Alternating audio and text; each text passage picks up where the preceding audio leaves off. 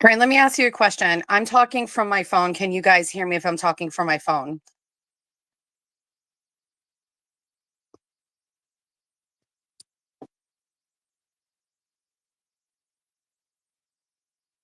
Okay. Give me a second because my laptop is set to use the microphone from the studio, and the microphone from the studio is at the studio. So let me go into my settings and try to figure out how to change this. I don't want it to be um I don't want it to be I need it to not be it's showing something else. I need to get my different mic audio. Let me just figure this out for a second.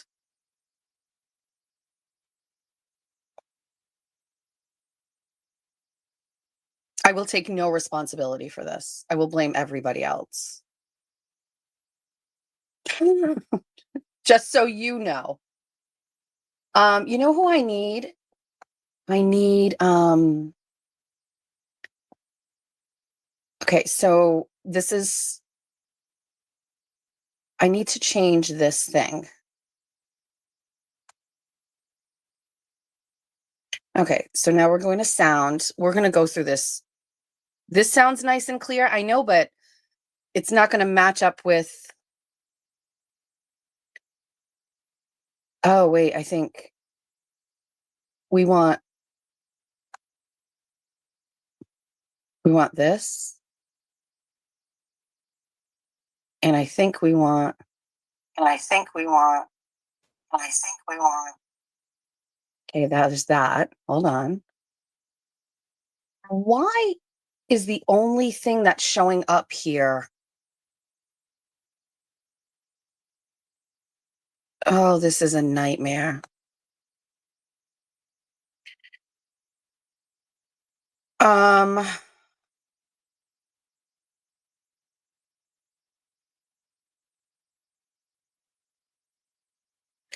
so let me explain what I did. So when I was trying to set up these new microphones that I bought, the duo that I had that we ended up not using, I downloaded this thing called Voice Meter, and you need that if you were going to use those microphones. We never use them, but when I plugged in my microphone at the studio, it automatically used that one as the default. Now, for some reason, I'm here on my laptop and I can no longer find the the original microphone for this laptop. It's automatically going to the voice meter.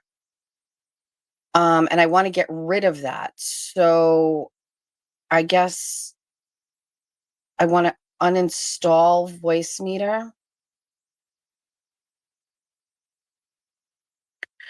I can't tell you how aggravated I am with this. I want to throw this fucking laptop across the room.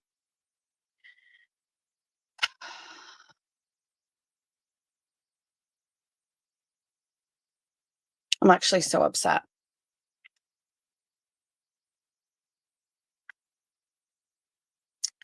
I'm in the bottom right-hand corner. I'm clicking on that.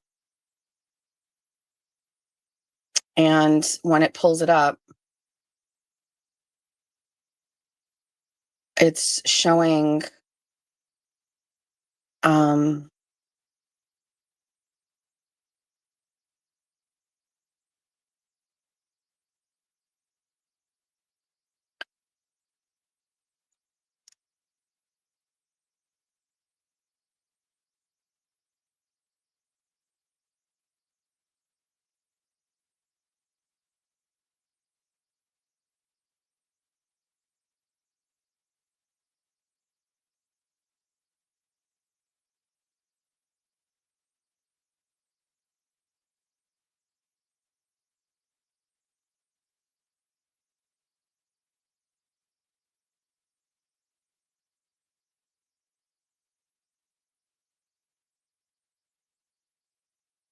stand by.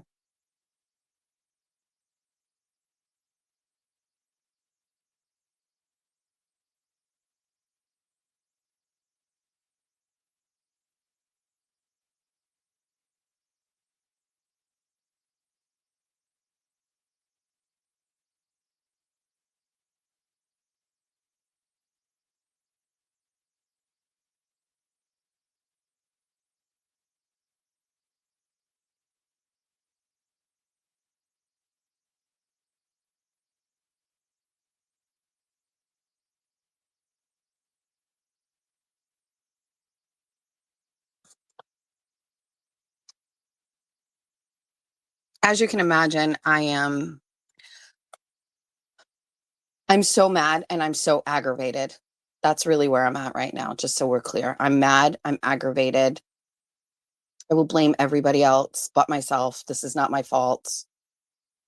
Um, let's go back into StreamYard again. Let's try it again. Hi, good morning, everybody who is here. Good morning. All right, if you're just jumping in, it's 9:12 in the morning, which actually is my address when I was a kid, 912 Maple Street. So we just uninstalled Voice Meter, and now we're going to enter the studio, and um, we're going to work on our mic and camera settings. Let's unmute this.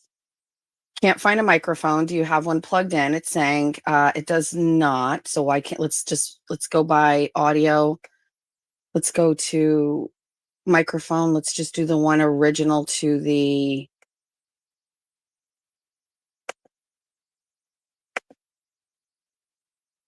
for some reason, it is just not even showing the microphone that is like built into my laptop for whatever reason.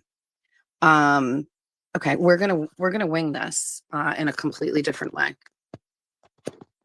Stand by. Can we do it this way? Does this matter?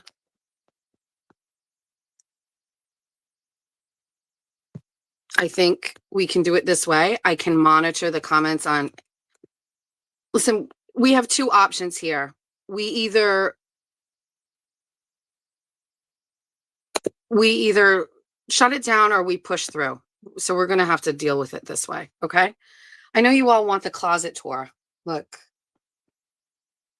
Good morning. Oh, and I'm okay. Perfect. I can see great. We're great. We're great. So, oh man. Let's see if we can do this and get it to stand. Okay. Good morning. Hi. We're pushing through, besties. Okay. Problem solvers. All right. Good morning. So, if you're new here, welcome to the Jess Machado Show. We're in my closet. This is my closet. So first of all, good morning to everybody. Hi. We're doing good. We pushed through. There have been more ebbs and flows this week than anything I could possibly say. We were down bad at the beginning of the week. On Wednesday, we looked great. We were like, we're in. We had some great like energy. Thursday, still kind of okay. Yesterday, down a little bad. This morning, woke up sad, not gonna lie. Not happy. But I was like, okay, let's do this. I'm in my house. So if you don't know, I'm in my house. So let's get some things cleared up, because if you only watch the Jess Machado Show on Saturdays, you are like, what is going on? Where are you? What is happening? I don't know anything that you're talking about. We're going to briefly do that. Then per usual, we're going to do a show and tell. My show and tell items are going to be brought upstairs from downstairs by my husband. Some of them are in here, but we have some items that are downstairs and he's going to bring them in. Unfortunately, we had like this weird thing that happened with show and tell. Some items from show and tell were at the studio, and we left the Dutch oven that was gifted to me here. And I didn't do show and tell at the studio the other day because I wanted the Dutch oven to not miss out on show and tell, because I like make it human. And now the other show and tell items are at the studio and just the Dutch oven is here. So the Dutch oven's coming upstairs because we can't not bring her upstairs. She's absolutely gorgeous. We also have two beverages. This is an Outer Banks mug we got from the Outer Banks one year. Remember, we brought this for show and tell, and I thought that this was some sort of unique item. And then we saw them in New Hampshire. Your hand goes on the inside. So there's that. Good morning. All right, so we're in my closet because cancel culture is real, and people were calling the person who gives me the space and also the building owner, and basically threatening them to, like, basically they were going to affect their own businesses if they continued to partner with me. And so, um, I was pretty much told we kind of got to move on.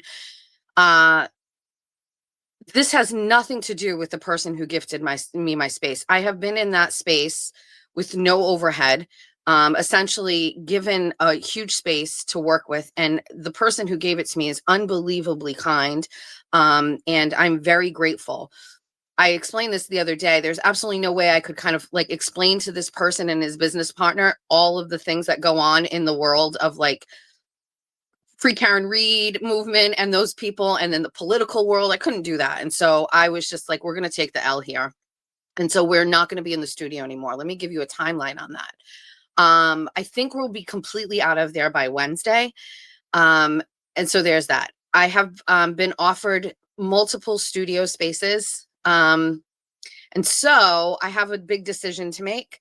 The decision is, do I stay and do this out of my home, or do I go to another studio space? Some spaces are more attractive than others. All of them are complimentary and free. And so I have to think about this because that fear of having to leave may come up again. And I'm not sure if I want to go through this again. Because I just saw in the comment section, somebody said it's like grief, and it is kind of grief. You know what I mean? So I'm not sure I want to go through that again. So then that leads to this and my house. So my husband has an office downstairs in the basement, which is a fully, it has heat. It's like a room in the basement, a completely finished room. But it's kind of like his man cave, and he works out of there a couple of days a week. And he was like, just take this and turn it into this, and I'll work whatever. I don't know how I feel about that because it's been Jeff's space for a long time, and I feel like we would have some conflicts. The second space, obviously, everybody has been saying is Julia's room, which is literally right behind here, which is almost empty.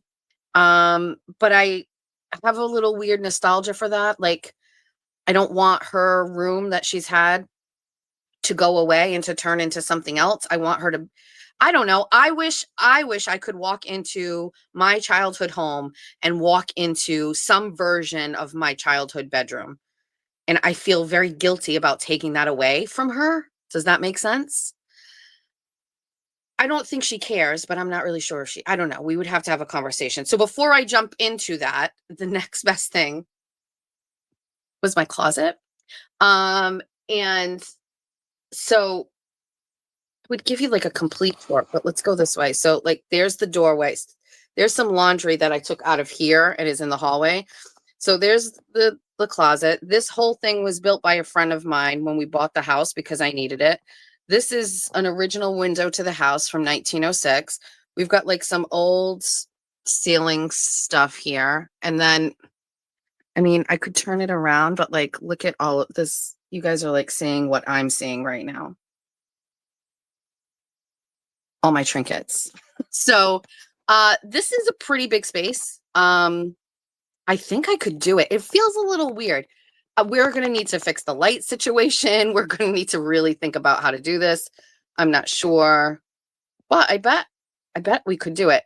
I will tell you, everybody who's talking about how attractive it would be to not have to leave my house in the winter, that sounds amazing. But it's quiet right now. Everybody's sleeping. We don't know what this is like. You don't know what this is like during the day. It's mayhem in here. The dogs are downstairs eating breakfast, but watch what's going to happen. When the mailman starts coming around at like 10:15, you're going to hear it. It's mayhem. I saw somebody was talking about my sweatshirt. Remember the other day, Georgia and we went to Denny's for lunch. And then we went to Savers. I got this from Savers. It's like a Victoria's Secret. It was like $1.99. It was like half off or something. Take your clothes. All right, I can read comments. Hold on. This is great. Stay there, Jess. I love the Cloffice. Oh, thank you. The color is great on me. Thanks. Get a studio when the business needs a studio and can fund a studio.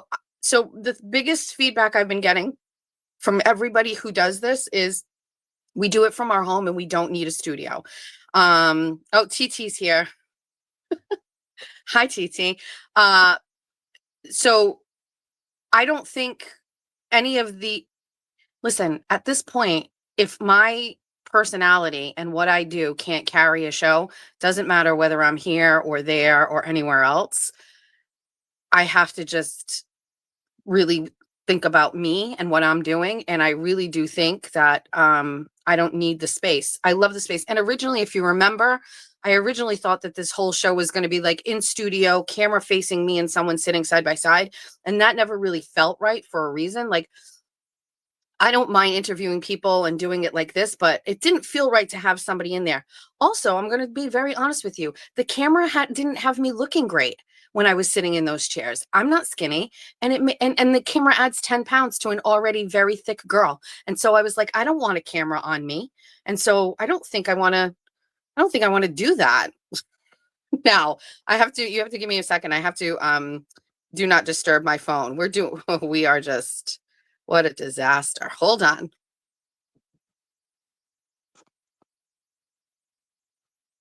Okay. Better, Jessica, better. Maybe, maybe not. Oh, for Christ's sakes, I should just DoorDash myself like a mount and a light. We've got two lamps in here, one without a shade. What a mess. I can do a green screen. I don't love the green screen. I don't like the green screen. I don't know what it is. I get very anxious when like I watch like Aiden do it and like his green screen picks it would take this whole thing would be you wouldn't be able to see me. So I don't even want to think about that. If this personality and this dumpster fire of a life can't carry this show for the next 6 months, I don't know what to tell you. All right. So a couple of things. We're gonna have a guest on. If you were Wednesday or last week, there was like this cult story thing, and it was a little bit of interest to me. And so at 10 o'clock, we're gonna have a guest, and she's gonna give us a basic rundown of this, so where you can figure it out, follow it, and then learn a little bit more. I thought it was really interesting. So we're gonna do that. We're gonna do how am I going to call Jeff if I'm using my phone to talk to you? I'm going to scream. I'm just going to be like, Jeff. We're going to do show and tell. We're going to do an unboxing. And we have a couple of other things that we want to talk about.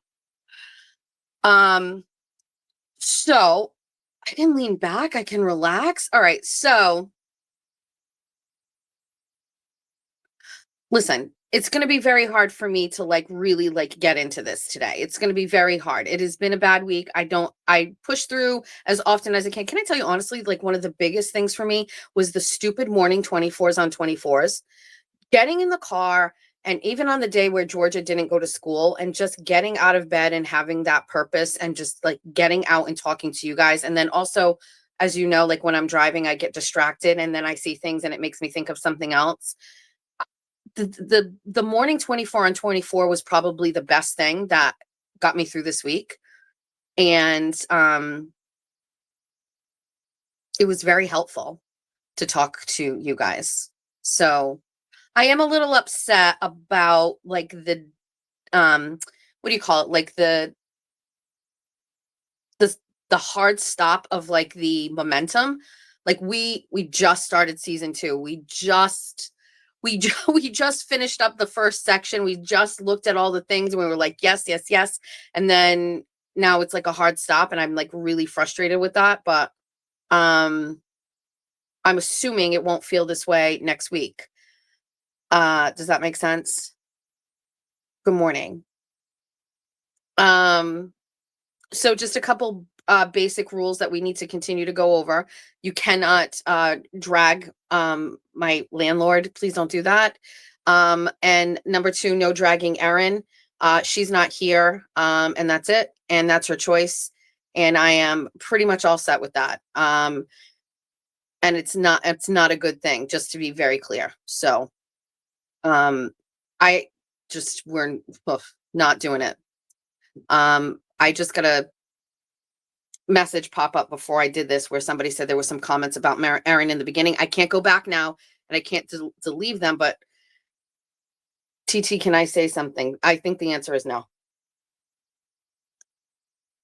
I'm just going to leave it at that. Good morning, bestie. Make you some pancakes or something. We don't need a studio. We're just going to talk. Good morning, Ben Rosa is in here. TT, you can't run your mouth. That's the end of that. I am just going to say that I have regrets about things, and that's it. I have regrets. Did you investigate the trucks at the harbor? I did not investigate the last trucks at the harbor. I did not. I was there, and I didn't. It's a political. All right, so let's do. Oh, let's do. I need another device. I need one more, but I think I could just do it from here because it doesn't. Okay. Oh shoot! I need my phone. Yikes! Stay in the closet. I'm going to stay in here. We're gonna stay in here. Can we just talk about something? Like I was pull out a retired phone. Hold on. You're right. You're right.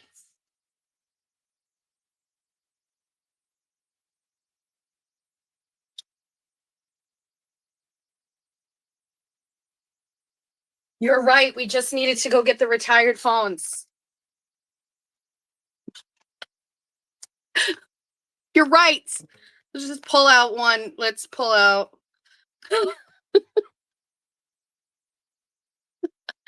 Let's see.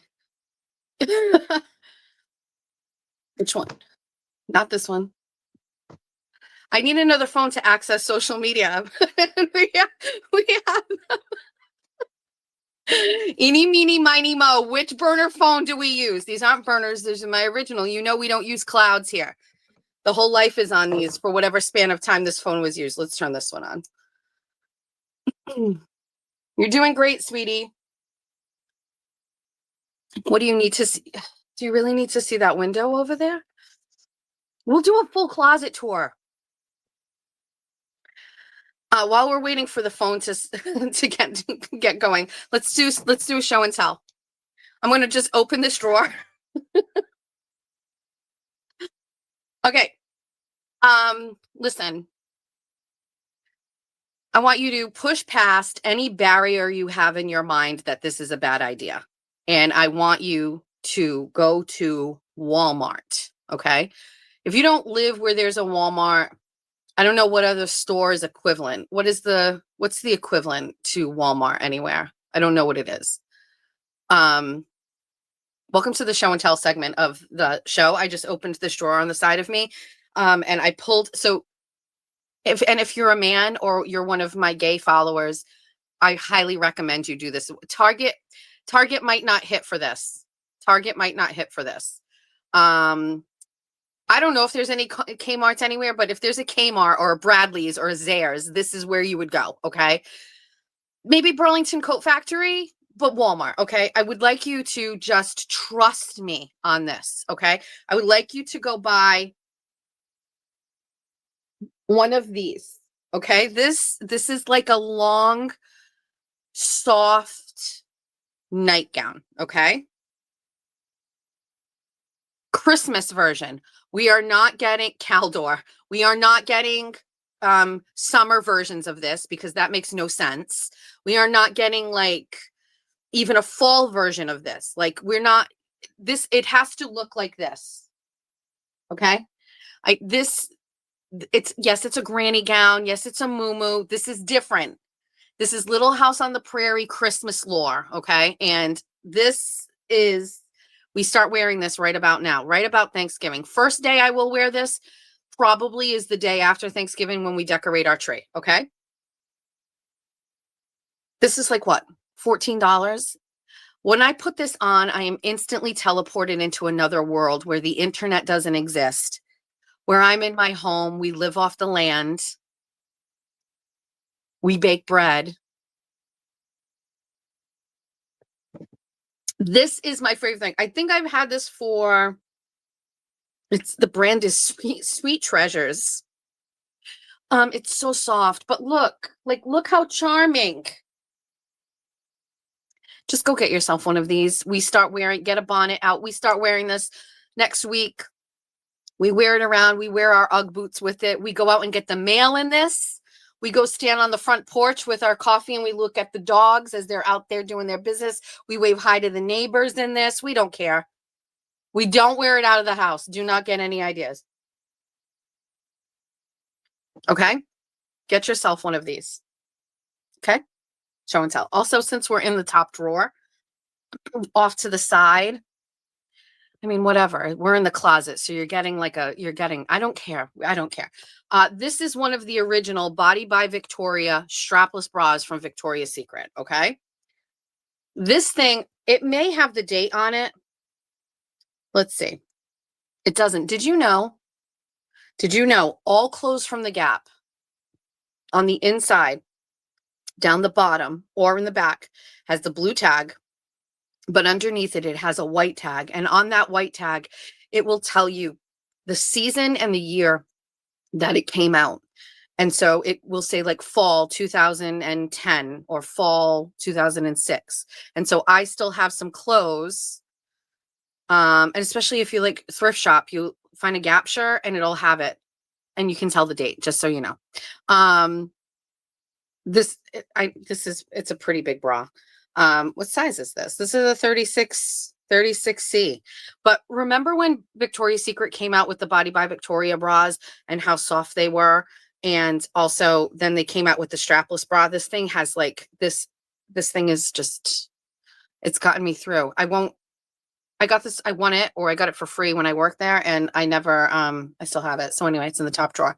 That's the first part of show and tell. Next show and tell item. I'm literally going to have to go and yell. Don't ask me how long this has been in my closet. But we went somewhere, to some outdoor carnival or something. And I saw this cat wand.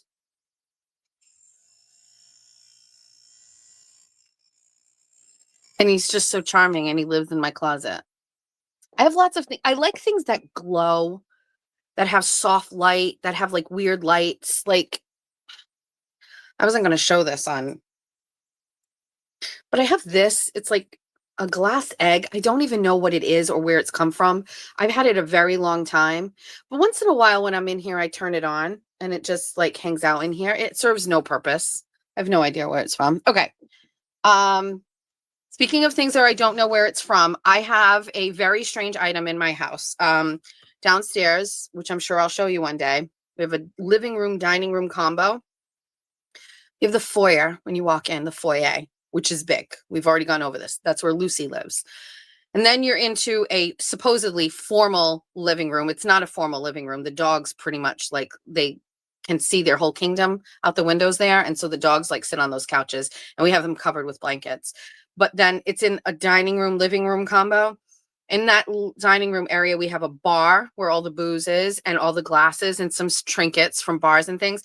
This item, this Johnny Walker Black Label, it's a small one. It's a 375 milliliter, so it's tiny, right? We have no idea where this came from. Nobody in my house bought this. Nobody who has been to my house remembers ever giving it to us. It has just appeared, and I don't know where it came from. I have no idea where it came from, and it's just been there, and we have absolutely no idea. Fun fact: my son's name is Jack. His middle names are Walker and Cash, and Walker in part because of this, and then George Walker Bush. But we don't know where this came from. So if you are watching this and you're like, yeah, I brought it to your house during this, this, and this, please let me know. We're going to have to get Jeffrey to bring up the other item. He should be watching from downstairs. Okay. Next show and tell. How are we all doing? How are we doing? That seems very Jeff Leary-ish. Yes, he's named after Johnny Cash. So I thought I was going to put on a little bender last night, and I didn't. I thought oh, this would be a really great excuse to have a couple of drinks, and I did not. Yeah. So my son's name is Jack. named after my friend Jack Rua, who passed away. Uh, Walker for the president and for Johnny Walker. Cash for Johnny Cash. Um, and I burdened my children with multiple middle names, 2 middle names each. Julia, you guys heard the story about Julia, how she got her middle names? Her name was always going to be Julia, and we could not figure out a middle name. And her dad is half Portuguese and half Irish, and we decided on Siobhan. Ron wanted Siobhan, Siobhan. So if you know, like, doesn't look or sound, it's Gaelic. So it's Julia Siobhan. And I had just had the baby.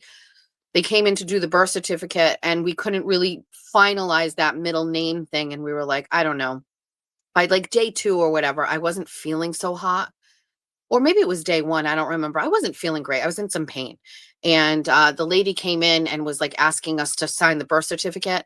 And I signed it, and Ron got it. And he was sitting at the end of the bed, like all the way at the other end of the room. And he was just like, hey, what do you think if we we give her 2 middle names? And I went, okay.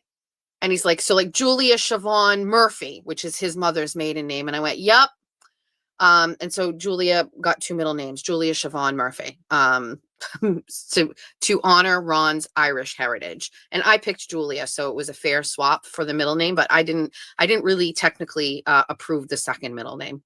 But because Julia had 2, then Jack got 2. And then when it came for Georgia, she needed 2 middle names. And so I decided on the names of both my maternal grandmothers. So my grandmother is Alice from my mother's side, and from my father's side, her name is Edie. So Georgia is Georgia Alice Edie.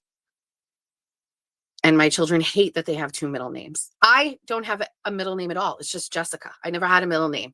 And so does anybody regret like how they've named their kids? Or what would you name yourself if you could change your name? I've always felt I'm a Jessica. Don't all Jessicas seem the same? Don't we all seem like we have a little bit of an attitude and a chip on our shoulders? Like, every Jessica I meet is so similar to me. We also kind of like, we kind of look alike too. Like, I don't know a Jessica that's tall and skinny and blonde and that is like a librarian. Like, all of us are like ready to scrap in the streets in about 2 minutes. Does Savannah? I would love to be Savannah. So my rings are off because it's the morning and I went to bed. That's my engagement ring's name. As you can imagine, I have an attachment to things, and I gave my my wedding engagement ring a name, and her name is Savannah. Let me before I do my next show and tell, let me read some comments because I can see them, and this is so great. How's the woodpecker situation at your daughter's house? I think they put tinfoil in that. Karen, you always liked your name until the whole Karen thing started. When you were born, your mom thought Kimberly was an uncommon name. Jessica was, I think, the most popular name in like 1976 when I was born.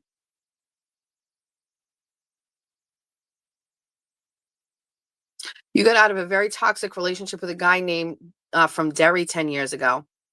Did I ever tell you the story about the Irish guy that I know? Look at all of these great. I gave my son Jacob after Bob Dylan's son because I love this. Whatever happened to his band? A middle or first name should have meaning. My son was born the day the Red Sox won the first World Series, so I named him Curtis after Curt Schilling. I didn't know that.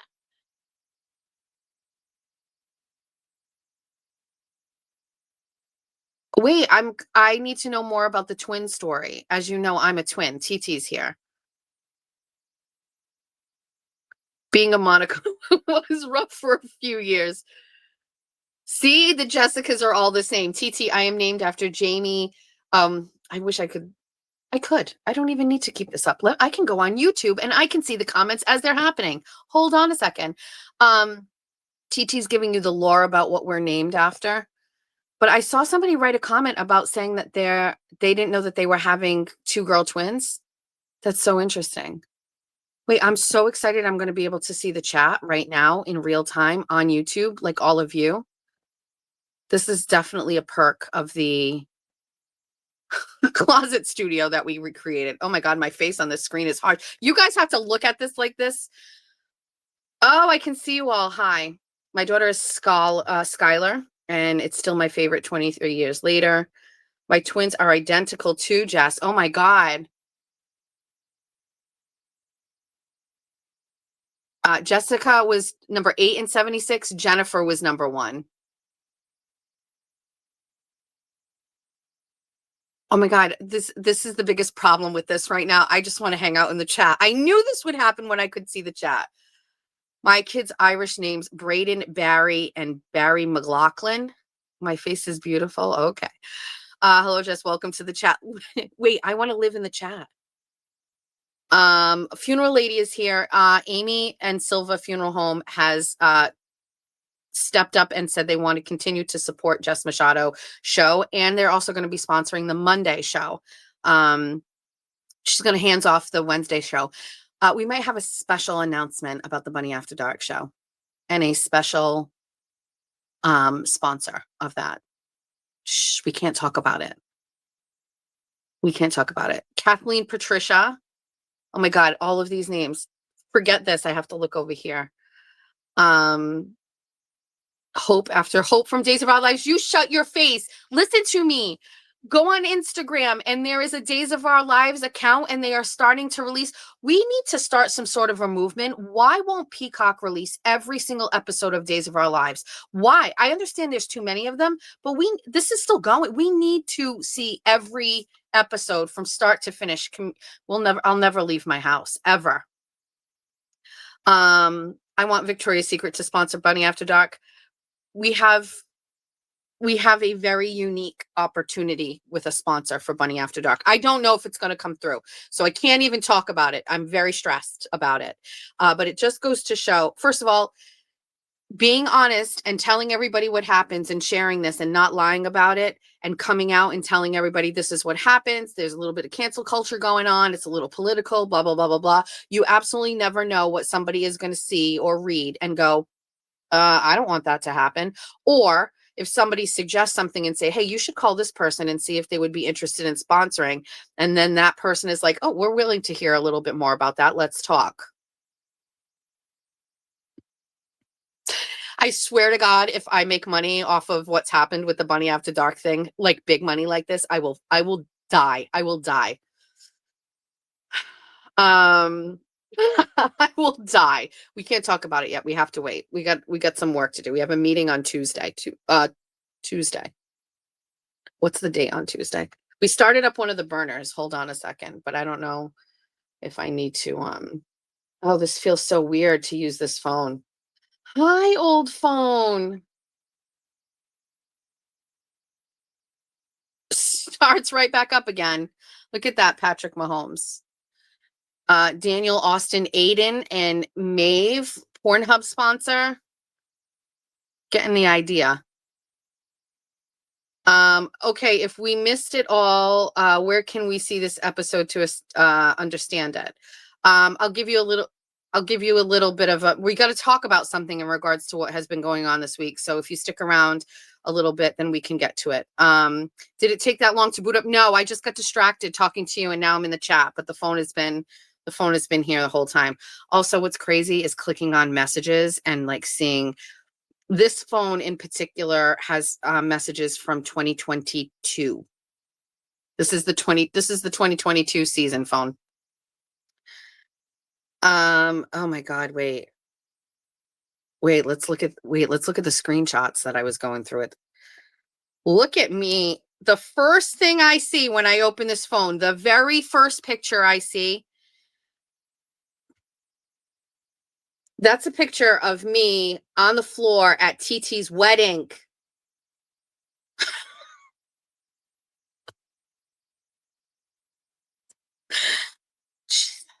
Oh, you guys, wait, there's so many good pictures here.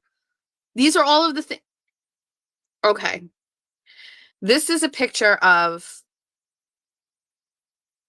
my grandpa's pigeons. My grandfather used to race pigeons. I don't know where you're from. I don't know if it's just like a Fall River thing, but racing pigeons was like a really big deal. And that's the photo of the last 2 of my grandpa's pigeons that he raised. And that is an old photo. Oh my God, you got this is like a treasure trove. This is, oh my God. No. What are we doing? No. Oh my God. Um, okay. I saved this on my phone. I think this is very interesting. There was like some sort of like thing going around, obviously in 2022, that Crown Royal made pineapple Crown Royal. It turned out to not be true, but it was so important to me that I saved it to my phone. Oh, some of these are mistakes. Oh, geez. I have a file in this thing called harassment, and it is just screenshots of shit that people talked about me on the internet. Apparently, nothing has changed. Oh, guys, look. Look.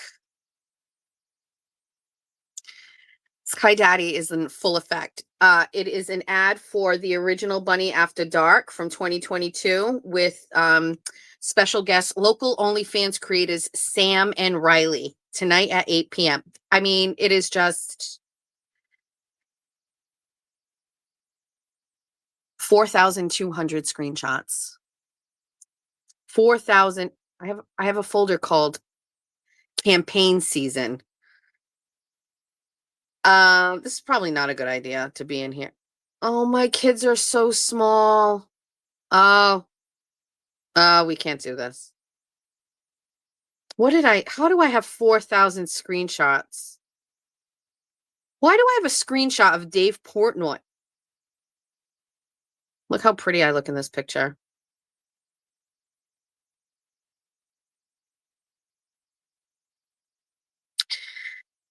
So this is show and tell, I guess, apparently.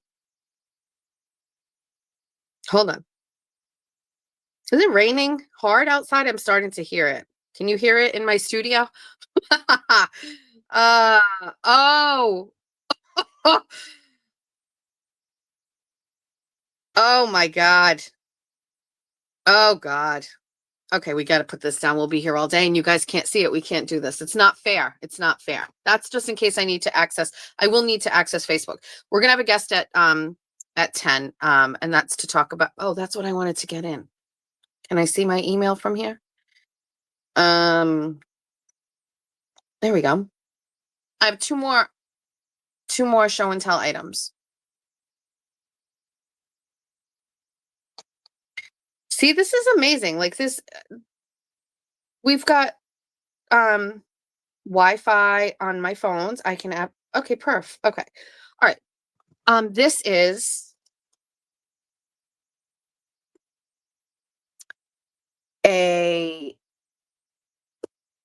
all my CDs, old CDs. I know some people had like the ones that like you flip through in the car, but I was fancy girly and I would go to TJ Maxx and I got this. Let's just read through some of the names and see if you had any of these CDs.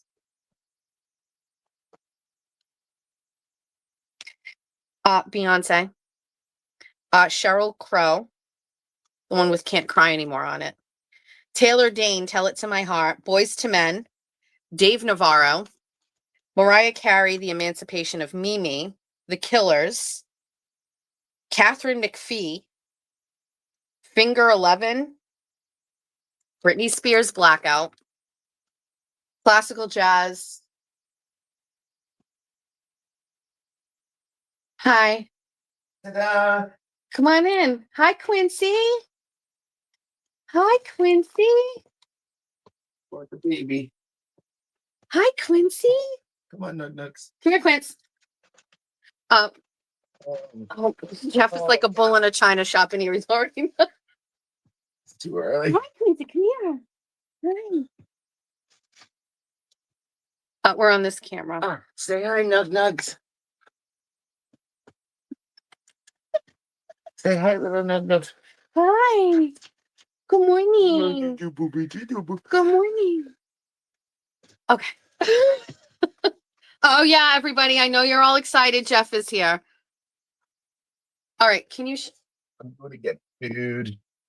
So I wanted to This is the camera, not this. wanted to bring your thing. You can give it to me now, but I then heard something about show and tell, and I thought we're on show and tell. Stay here. Can you say hi to everybody? You can come in.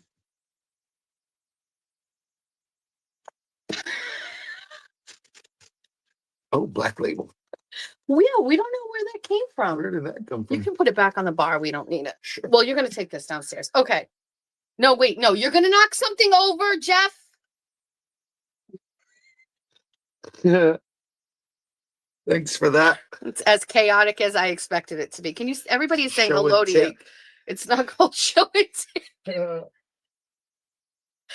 Okay. This is a very generous gift. I never know if people want me to say their names, and so I won't. But one of the besties sent me this to cook. Can you take the top off? And it's not just. This thing is heavy. I know. Holy It's not even just this. It is a whole like legit. bread situation in here. Now, I'm not going to lie. There is a bread lame in here. And if you know the story, I cut my finger on it and almost died. Oh boy. But look, I'm assuming instead of the paper I use, you put the bread on this thing and you drop it into the pot with this. We're doing big girl things here. This is to mix the dough. Remember I was telling you need like a scraper and I use it. Look, Oh, good for cleaning off the counter. got one of these. Yep. It also has a proofing basket. What did you just do? It feels like a shield. This thing's so fucking heavy.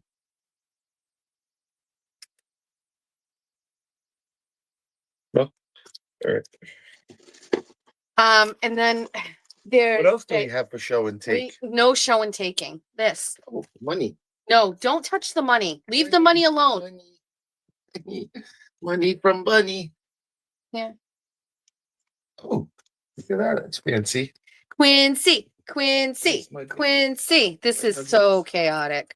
And then also inside this box, I didn't open this yet. Oh, it's a brush. I'm not sure what this is. I have to read the directions on this. This was an extremely luxurious gift that at some point throughout this week I didn't feel like I deserved. But I will put to good use and make bread. I also got like this thing. It's like a honey royal jelly, like you're supposed to take once a day or something. I haven't cleaned out my lung just yet. It's a long night. Thank you for this. Yes, thank you. What else did you take Oh, from the this wonderful room? bread. Black Label. You know I don't fucking like whiskey. Stop slamming things. You're so big and don't touch that. Go get a sausage, egg, and cheese. I don't want anything. Can you get me that hat on the top shelf? Which one? Scottish one. Yeah. Here we go. It's not St. Patrick's Day yet. Calm down. Jeff has. Oh no, I'm glad you're here for this. Jeff has a major problem with St. Patrick's Day. Know that. They already know that apparently. Quincy. Here we go. Jeff has a major problem with it. He does not like that the Irish get a whole holiday and the Portuguese just get like a day of Portugal. He doesn't like it.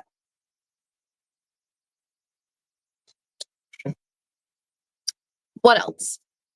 And anything else? Pretty. Jeff, please stop touching things. Gorgeous wife in this picture. God damn. You can show it to the besties. God damn. Don't. That's what that guy does. Like what? JFK.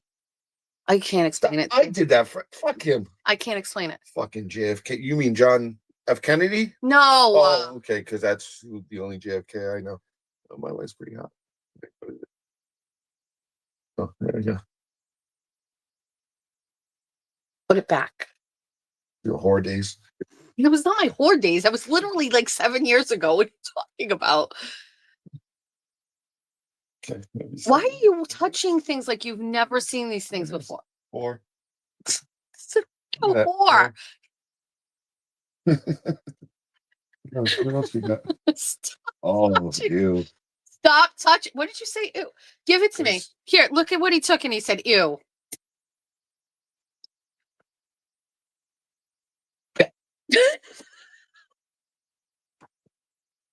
Oh, absolutely not. See? I can't show that. Ew. I thought you were talking about the picture with Ron. Huh? That wouldn't be nice. Oh, yeah, baby daddy. As you are touching those things, they are all sliding behind the picture frame. What's up, Ronnie? Rotten Ralph's. Oh, shit. What is this? Is this the fucking menu? Yeah. Look at that. Hold on. Do they know anything about Rotten Ralph's? Rotten Ralph's is a restaurant in Philadelphia, We go to every time. and we go there every time when we. No, you stole a fucking menu. God, you can't just not It's not the paper menu. Everything's a 5-finger discount for you, huh? Put it back. Put it back. See these horrorish pictures. It's not horrorish pictures, Jeff. Look at this lobster. What is this, a crab with a knife? It's a stabby Jeff. What else? What else we got? Babies. Sick of those. Okay, I'm gonna go eat. Enjoy your show. Good seeing everybody. Good talk. Good talk. Quincy. Come on, baby. Let's go, nuts. My shadow. Okay. It's Quincy, my shadow. Okay. All right. Thank you. Thanks. Thank you. All right. Thank you. I don't know if you can hear, but he's yelling less whoring on the show. Oh, hi. Hi, Reagan. Come here. You can come in. Hi. Hi. Reagan is old, and I don't think I could pick him up to go on the camera. Pride of 91 Cincinnati right here. Hi. He's very curious. Hold on. Do you? Yeah. Hi. Yeah, any enemies want to stop by, and I'll let this big boy out. You can fucking greet him. Reagan. He doesn't Reagan. like people that treat my wife meanly. Come on, big boy. Reagan. Come on, boy. Wait, Reagan. Come here. Give mommy a kiss. I want him to just give me a kiss. He doesn't want to leave his mama. Good boy. All right. No, he can't stay because I can't monitor him. Okay, come on, boys. All right, go see Daddy. Go get a treat. Dad, I love he's you. not gonna let you go if you don't stop touching him. Come on, big boy. All right, go ahead. Go see Daddy. Come on, boys. Bye, Quincy. Come on, boys. Come on. All right. No whoring. Oh my God, Jeff, it's Saturday morning at 9 a.m. How could there be whoring going on? Okay. Thank you. Thank you. Well, it's chaos. It's exactly what I knew was going to happen. He touched every single solitary thing in this closet he could, almost like he's never been in here before. All right. I know we're going to have someone jump on. Whether or not I will be able to add them is a different story because I'm on my phone and I don't know how this goes. Let me see. This is a great show. Are you sure? Or start whoring at 10 a.m. You can use your floor screen from the old studio, put it up in front of your clothes. If we do this, listen, if we do this, it is definitely going to be in Julia's room, and that's it. Julia owns a whole home now.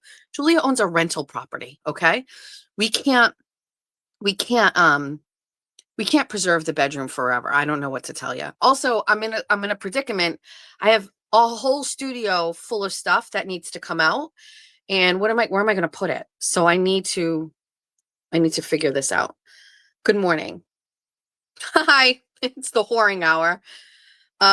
Send the link. I sent her the link, but my thing is here. I don't know where on here I can add her.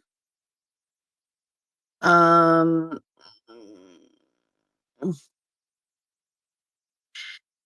going to be honest with you. If I cannot get her on, I feel terrible, but I don't see how I can do it from my phone. Because I can't pull it up on my computer. I can't even see the comments on my phone. I'm working off of here. Cyber Chick is backstage already. The only problem is I don't know how to get her. I see her. I can do this. I can do this. Okay, so Cyber Chick is always in the chat. She ended up telling us a little bit about a story. I've got her here, so we're gonna, if she's ready, I have no idea if she is. Welcome to the Jess Machado show, where you get 0 lead time on anything. I'm gonna bring her in. Let's whore. We're whoring. Hi, Betsy. How are you? I'm great. How's it going? It's going great. Can I ask you a question? When you were in StreamYard, did you clicked on the microphone that's next to the camera, like you the pull down menu, and then you went to the other pull down menu in there, and there's no speaker? Yeah, on my laptop, it's not showing any speaker. I think it has to do with when I put this new app on. I know what will happen if I restart my computer. Restart, yeah. It'll pop it back up again, but I didn't want to. As you can tell, it was. I'm a technologist, so I was like, I can get on and help her. I know. Well, that's why you sound so great and you look so great. Oh, thank you. This is my command center, but truthfully, it was easy for me to go live a month ago because this is my home office. So I do this every day. So, and my show and tell is my black bear up on my wall. He walked across our front lawn in August when my husband and I were on our front porch having a glass of wine, 7:00 at night. He came strolling by. That's my show and tell. Yes. And have you seen him again? Have you ever seen him again? I have cameras up. So once or twice a year, they come through the yard. Really? Yep. But we've only seen probably Boo. Oh, Boo. Okay. Thankfully, our dog had just gone in because I'm not sure what would have happened. Yeah. In that case. So you've had a week, and I'm here to say virtual hugs to you. And you showed up every single day, which a lot of people wouldn't, Jess. So I'm in awe. I left you a message and said, we are total. I think I called myself Bizarro Jess. I go, I'm Bizarro Jess. I like an air fryer. I'm a little bit liberal. We disagree, but I tune in all the time because we have to listen to every point of view out there to form an opinion. And so I thank you for that. I thank you for showing up. Thank you. When you were in the chat, I think it was the last show on last Saturday, I started to hear a little bit about what you were talking about. I've read a little bit more. I'm intrigued, and I haven't had a guest on this show in a long time. But this was pretty intriguing. And so I know some people weren't here last week. I may think people don't know anything what we're talking about. But I thought if you could come on today, give us the Cliff Notes version of this story. And then I know at the end, at some point, I need you to drop some links, let everybody know where they can learn more about it. But I think it's pretty fascinating. Thank you for that. Yeah. And to start, let me just say how important journalists play in these types of situations. And I happened to catch a Dateline episode last night on Jonestown, a cult. Now, I'm not a cult expert. I'm not a fanatic. I was like, oh, this is interesting. And I didn't remember a lot of it, but Jonestown, the cult, they followed him. 1,000 people ended up drinking the Kool-Aid. And if they didn't drink the Kool-Aid, they were killed. You know who the first 6 people who were shot were? No. Journalists. And that's the reason they had recorded the cult and they had video evidence, and they were flying back off the island. And with the congressman, they had gone over, they'd rescued a few people. Yeah, I remember that. Shot them. So that's how critical. And yesterday on my show, I had a journalist from Canada, and she had, so journalists play a really important part in exposing these cults. So I just wanted to start there. The Jonestown story, I remember going down a hole. You know what I mean? I'm sure at any point in time, people are on their phones, whether it's at bed or, you know, they're scrolling and something catches your eye. I remember going on Wikipedia. I remember clicking on links. I remember looking at pictures and video. And it's pretty amazing to think that people could be tricked or influenced in such a way. But here's a perfect example of what you're going to talk about on how it happens today in real time. It can happen all the time. The important thing to realize, and that we didn't know, first of all, we knew nothing about a cult, and no one joins a cult. No one says, I'm going to join a cult. It's a multi-level marketing gone wrong. It's people at the top making money and controlling people to do what they want. So a little background. I mentioned I'm in cybersecurity. I've been in cybersecurity for 30 years. So you would think someone with that background would be aware of this. Close-knit family, large extended family. We are normal. So my point is this could happen to anyone. I'm the youngest of 5 siblings, and 3 of us sisters, aunties, moved to the same town, and we raised 9 kids through the same school system. The other 2 live in New England, and Brianna was part of the 9 that went through the same school system. My sister Lynn, her mom is a nurse. So we vacation together. We every year we go to the beach. There's 30 of us. We don't do Thanksgiving Day. We do a whole week of casino. And so we're close. You get the picture. One night, Brianna, at the age of 24, after she had graduated from college and she taught high school for a little while, went to Thailand to teach English for a year, came back, said, I'm not really sure what I want to do. I love music. She was very energetic, but I don't think I want to teach it. So I got her connected in technology. She had a great job. She had moved out at the age of 24 and moved to Somerville with her boyfriend, her brother, some friends, normal adult things. One night she Googled, how do I know if I've met my soulmate? And this took her down a rabbit hole. And she was immediately just sucked into the love and the adoration, excuse me, the validation. And she was immediately just hooked. And I think what happens is at that age in life, every age in life, but specifically young adults, they're trying to figure out who they are and they're exploring different options. She looked at it as, oh, this is coaching. They just want to do coaching. I'm going to improve myself. And they sold it as Jeff and Shalia. They called it Twin Flames Universe. Jeff and Shalia are not even their real names. They call themselves Jeff and Shalia Divine. They're the mother and father of Christ. They offer spiritual guidance. They will help you find your soulmate. They will make it so that you'll find Christ in the ever after. Everything that you are doing on earth is to pave the way to the next life. And at the same time, you should be doing that with your soulmate. So I'll pause. Can I interrupt you for a second? Yes. Let me ask you a please question. interrupt me because I go on.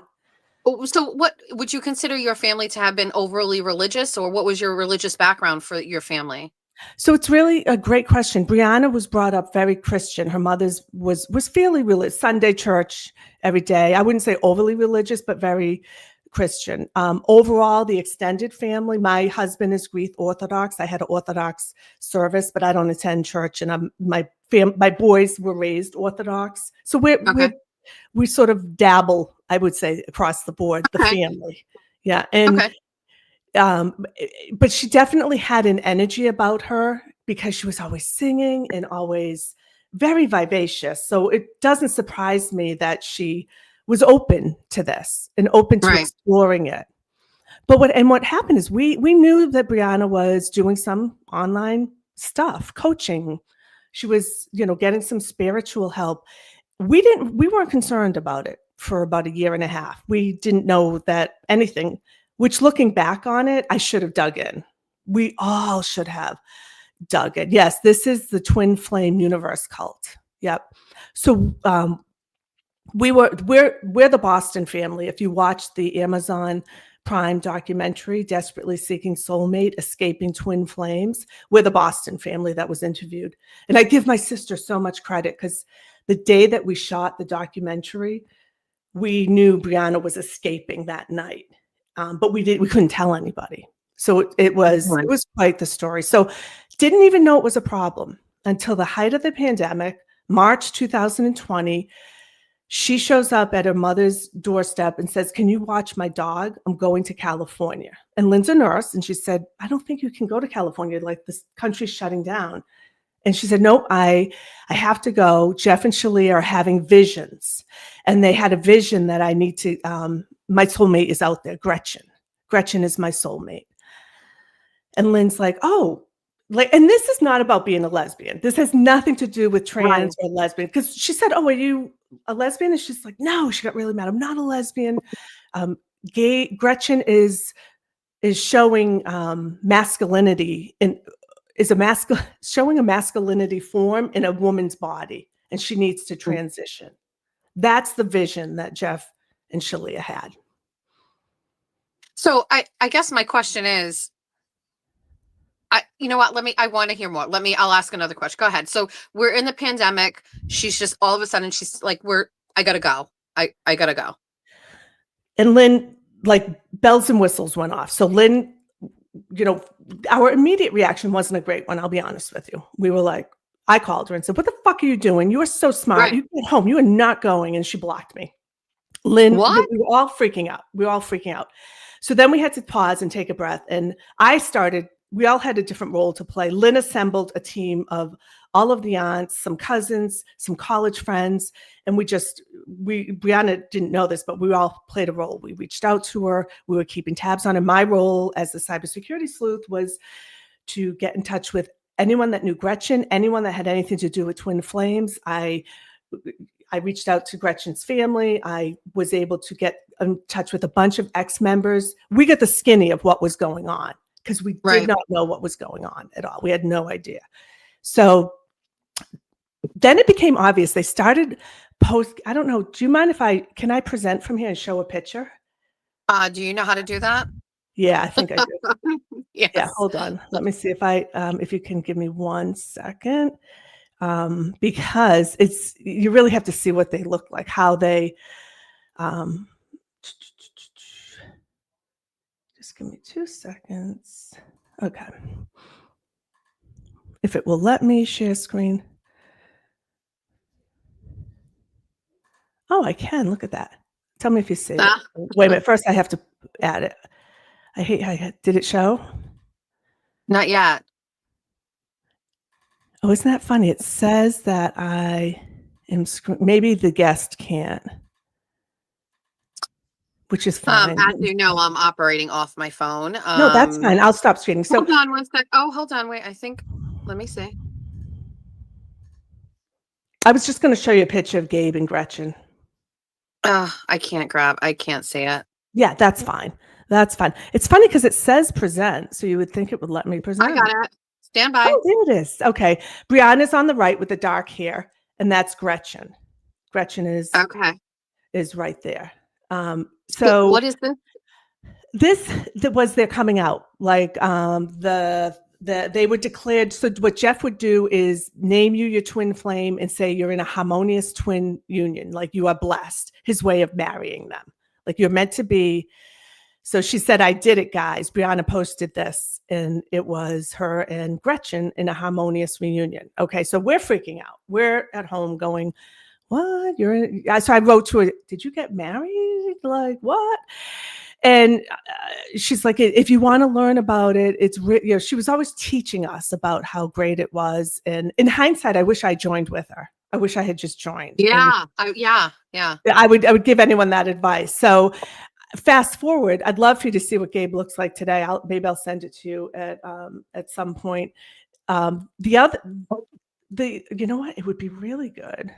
Was that hard for you to do? Because I have one other thing to show, but I don't want to test our capabilities here. You try it. I was able to do that one. All right, hold on 1 second.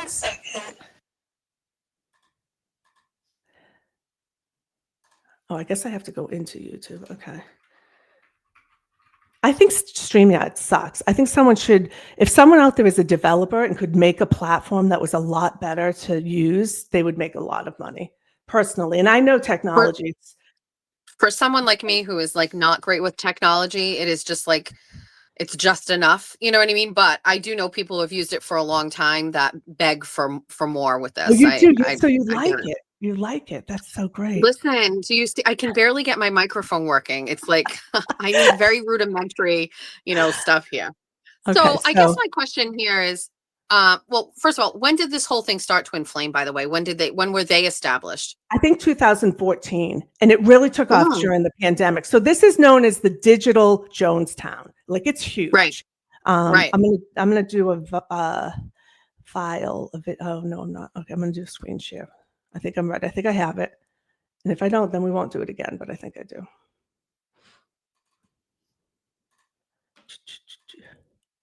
I see you. I got it. Super out of context to make it look like I'm some megalomaniac who's using these strange titles to claim power, or they say that I think I'm Jesus. And that's just so silly. But you have said you think you're Jesus. Where do you have me quoted saying I think I'm Jesus? That's absurd. I've never said that. Holy, holy, holy. But he has said this. And I'm not hiding anything. Like, I'm literally telling you I'm Christ. And, this cancel culture takes everything super out of context to make it look like I'm some megalomaniac who's using these strange titles to claim power, or they say that I think I'm Jesus. And that's just so silly. Yeah. But you have said you think you're Jesus. So that's him. Yeah. And her. And her. What kind of money are they making from this? So everything's private. So what they did, they came up with the Twin Flames universe, which is their coaching. So how they make money is they charge these community members. Now on Facebook, they have over hundreds of thousands of people, but I think they have more like 2,000 or 3,000 that are members at any time. People are leaving, right. People are coming. They charge anywhere from $1,000 to $10,000 for their courses. And they're always coming up. Oh yeah, they're coming up with new courses all the time. In 2017 or 18, they created a church because they actually have them on video saying, right, well, if we create a church, we don't have to pay taxes, right? Mm-hmm. And we can have volunteers, and they've hide so many things under the church name. So they bought a compound, a huge house in Michigan, and they always go on shopping sprees, and they buy the top Chanel and all the top of the line stuff. And they say he has a Corvette, he has I don't know, 6 show cars. Like they flaunt their money. So apparently they make really good money, and they do it by this group. And it is like an MLM, so they have to constantly come up with new ways to get money. So they also created a business called Divine Dish, which all the members are required to buy recipes from them. It's like $100 to $200 a month for recipes. No food or anything, just recipes. What do you mean? Yeah. So what do you mean? Listen, I want everyone to watch this. And it's not about my YouTube channel. This is just a way for me to get the word out. Yesterday at noon, I had a journalist on. So after our documentaries came out, Jeff and Shalia waited a year, hired a PR firm, and went to a journalist in Canada. She's phenomenal, and Avery Haynes, and said, "Can you interview us and do a rebuttal to these documentaries?" And she said, "Look, I investigate the cartel. I might not be the best person, but." After she dug deep, she was like, "I really want to write a story about this." And she said, "I'm going to write a story, but it's going to be the truth. I'm not going to." So she did this phenomenal interview. I aired it with her yesterday on my channel, and she exposed them, and it was incredible. It was so eye-opening. And their scam is just to make sure that they continue. What Jeff said in that video was God comes to him and tells him what his people should be eating. And that's how he creates the menu, is from recipes. Okay. Yeah. And then everyone is required to, and then even that is controlling. Like, he's controlling what they eat. He controls, they all have to work for you. So Brianna worked full time, and then she would have to go to work for them. She had to design their web. She had to do marketing.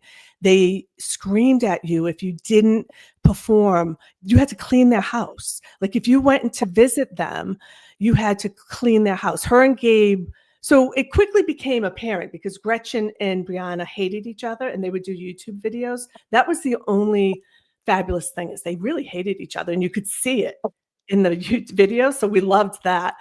So Jeff and Shalia let them pay to go to a boot camp at their house where Jeff was teaching Gabe how to smoke a cigar, trim his toenails, be manly, dress like a man. And Brianna was cleaning and cooking for them. They paid thousands of dollars to do this for 6 weeks. And while they were there, I called the police and I said, and can you go look at like something's going on here and we need eyes on Brianna.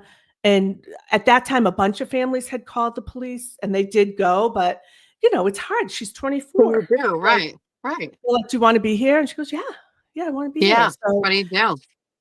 So then we called the FBI and that launched the investigation and, the raid that they did raid their compound last August. Right now they have 16 people living on their compound. So it's like a farm. I don't know, it's a huge house and they have other houses that they bought. 18 people have transitioned in their group. Like he has had a vision for 18 people to transition to, mostly women to men, because they just didn't have enough men to fulfill. Yeah, I'm looking online. I looked at their website, but I never clicked on like their success stories or their twin flame unions.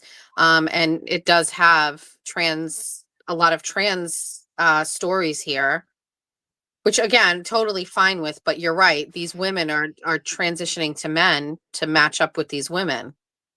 In the documentary or the interviews, I don't even call it a documentary. The interviews that I went over yesterday, she found text messages of these women saying like, I don't want to do this. I don't want to. And now they're being interviewed saying, oh, that was just me being blocked. And it wasn't until Jeff unblocked me that I bought into it. It's crazy. It's just crazy. So what happened with your niece?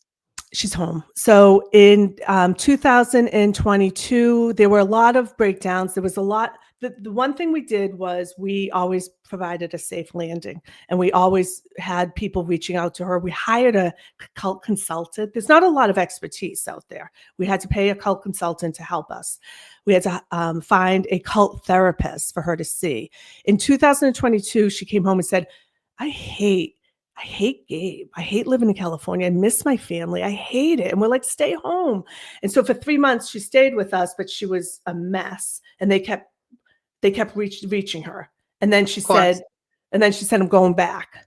So she bought 3 tickets and canceled 3 times. And then on the 4th day, she left. And Lynn called and said she went back. She went back after telling us, she was saying to us, Gabe is a woman. This is crazy.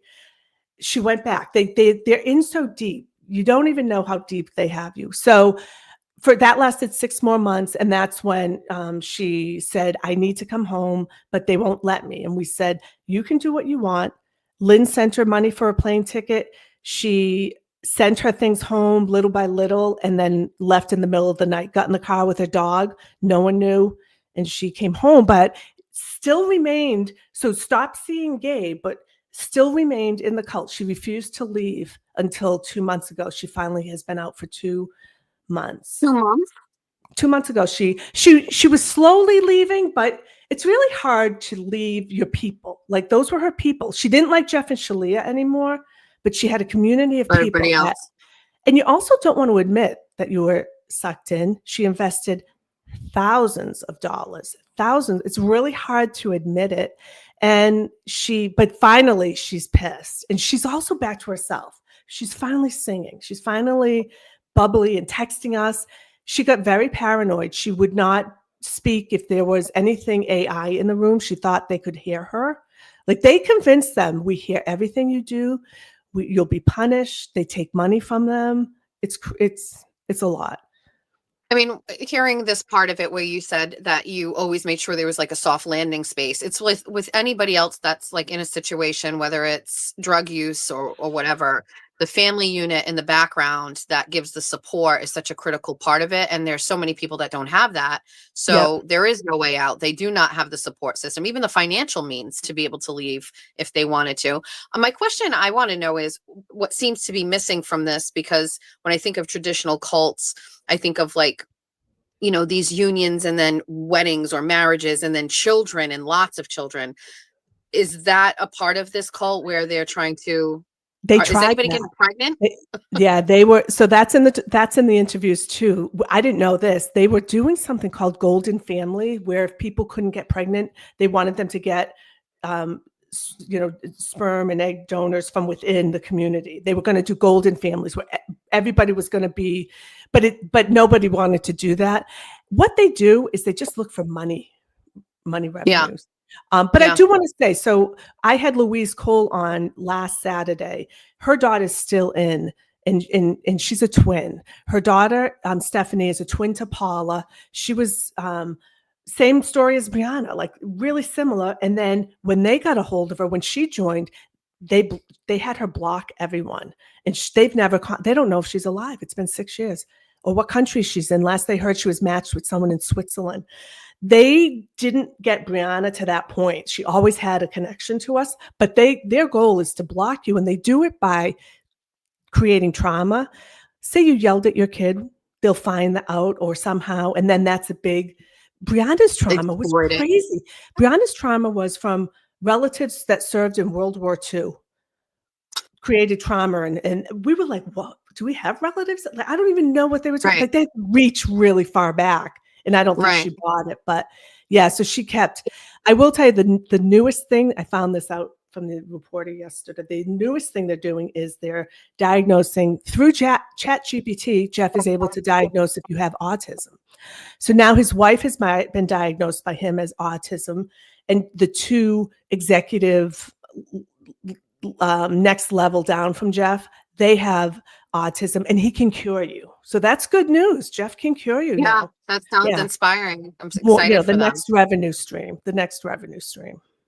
So your family obviously has had a hand in this, and at least getting your niece back. And it seems to me like you continue to talk about this, raise awareness of this. But what agency or what group of people are kind of monitoring this? Like, who's in charge of, alerting people? It can't just be you. It can't just be podcasters or documentaries. Any police presence, government agencies, what can you do about this? Yeah, so Michigan police are involved. The FBI is involved. The Michigan DA is putting a case together. It's going to take years. It's going to take. Yeah. So my point in doing this is it's really not something I want to talk about, but I wish I had known. I wish I had heard about twin flames before my niece clicked on the Google search. And so if I can just spread awareness to everybody, that's my goal. Now, I do expect that they're very litigious. They sue everyone who talks about them. I probably should have warned you of that ahead of time, but I knew you wouldn't care. I'm just speaking facts. I'm just telling my story. From my closet. They can sue me from my closet and all these clothes. So I'm expecting them to probably they're monitoring what I'm saying. That's what I'm told. I don't know. I don't have any contact with them. I don't care. I'm just telling my story. I mean, this is my story. This is what happened. I don't know who else is. So there's a show, I think his name is Shizzy Wisnut. He focuses on cults. Anyone who is associated with cults is aware of them. Sarah Edmondson, I don't know if you saw The Vow. She was the whistleblower in The Vow. She was the head lady in Canada. So I called her 5 years ago, and she was phenomenal. She helped me. So I'm going on her podcasts in December to talk about this. She talks about them all the time. So people in the cult world have their eyes on them. But the problem is it's everyone else. And unfortunately, the documentaries drove up I don't know if it drove up their membership, but it drove up their clicks. Because people, it's the Streisand effect. We talked about that on a show a couple times. It's like, yes, yeah. So, what do you think the chances are, or how close do you think your niece ever would be to speaking and telling her own story? You're a great surrogate for her, but do you anticipate that she would ever feel comfortable? No, I'm not talking with you, like speaking about her own experience. She was thrilled that I'm doing the YouTube channel. She doesn't want to watch it yet. She's not there. I don't know how long it'll take for her. It's pretty traumatic. It's pretty embarrassing. And she has to realize that no one out there should be embarrassed. You didn't do anything wrong. You're a victim. And it's embarrassing. If you listen to what people say when they watch the documentaries, because I listen, they're like, well, that's because they're autistic or they're stupid. Look at their family. They have no friends. I'm like, no, that's not the case. So she may never want to, But I Yeah. know that she wants to see them prosecuted. So we're just hopeful she can contribute in that way. I'm assuming that the age demographic of the people that they're targeting are in that younger age. It is. So it's all young, easily influenced young kids, which is very concerning. And it's what piqued my interest about this is, again, you're saying you have the whole support system, you have a close family, you have people that, she had a great life and was, successful in what she was doing. That it could be so manipulated and exploited and then taken away is just wild to me. Obviously, it makes me think of my own kids. You know what I Right. mean? I have, two kids that, well, they're both boyfriends and girlfriends, but who knows? You know what I mean? Like, could one day they be on their phone and, just take a peek at this, and then how quickly could they be influenced? How fast could this happen? And I think everybody should be a little worried about that, because everybody's searching for companionship. And a part of it too, you're saying it was at the height in COVID when everybody was home. Everybody was stuck at home. There was no going out. There was no dating. Yep. There was no bars. So, you're trying to find connection and not be alone. And so it doesn't seem like a coincidence that they, really kind of rose to power, so to speak, during that time. You're 100% right. And she had a boyfriend and we loved him. Even, I will say, her brother came to us about 3 or 4 months and said, Brianna's got some crazy shit going on with these people. And we were just like, Nate, stop picking on your sister. Like, we totally didn't. And we all regret not getting involved more at the beginning. We just didn't. That's why have your older teens, late, young adults, have them watch something. It doesn't have to be mine. I thought the Netflix documentary was fantastic, but honestly, the interview that this woman at that Avery did is phenomenal. So I'll send it all to you and you can post it, or everyone can head over to my channel and see it. It's all posted there as well. Really good to just warn people. I mean, listen, if people don't feel like they have anybody in their life they need to warn, or they're obviously not going to be susceptible to this, if anything, it's piquing interest, and it's extremely, listen, I hate to say it, but these things, just like true crime, it's interesting to people. It's fascinating. It keeps, them looking and listening and reading more. So I think this fits in that genre of piquing people's interest. It got mine. I'm busy. And I was just like, wait, what are you talking about? Yeah. And it's going to be a make case. Sense. They're going to be arrested, and then it's going to be all over the news. It may take a year or two, but. Well, I mean, I think you're doing a great work advocating for your niece, and then all of the people who are still a part of that. I'm interested. I wanted to make sure our audience got to be able to hear a little bit more about it. You're in the chat, and I mean, I think I'm wondering if this, if anybody, I know when you're all done watching this, you're all going to go to this website. You're all going to go look. You're all going to go take get an idea of what we're dealing with here. And I would love it if you could either now or as soon as we disconnect from here, put everything here in the links, so that people who come back, especially those who watch it on the replay, can click on links and go straight to your channel. I will. And I just want to say it's really an honor to be the first closet guest. I feel like I'm going to have to send you some sort of an award. We did it, Tommy. We did it.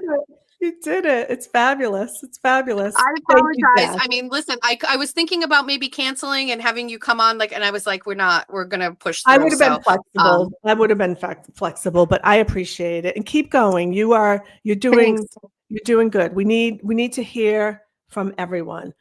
I get most of my political information from Heather Richardson's. It's really hard to find a source that you trust. So I just want facts. So that's why I was interested in your show. Really interested in facts and different points of view. So thank you. Yeah, it's a novel idea. Do I always, lean towards, showing more of like the Democratic liberal side of the corruption in my state, only because it's so unbalanced here and there aren't many people that are talking about those things. But listen, I'm open to all sides and listening to everything, and so it's simple. You're saying facts, just putting some things out there and let people, I trust you can make your own decisions if you're getting all the facts, Right. Like people can think through things and make decisions on whether they support someone or something if they have it all. So it's a rewarding career. Agree. You shouldn't all agree. We all should have our own opinion. 100%. Yeah. Thanks, bestie. Thank you. I don't know. Great How to do I have get you. out of here? I don't even know. Uh, Okay. I'm going to try to help you do that, but beats me. You may just be stuck in the backstage for the rest of this whole thing. I don't know what to tell you. Bye. Don't Thank forget, you. everybody, to follow Cyber Chick Boston on X. She's going to drop links in here. And then when we're done here today, you guys got to go and check out the story. It's absolutely wild. Thank you. Bye, bestie. Have a great day. You too.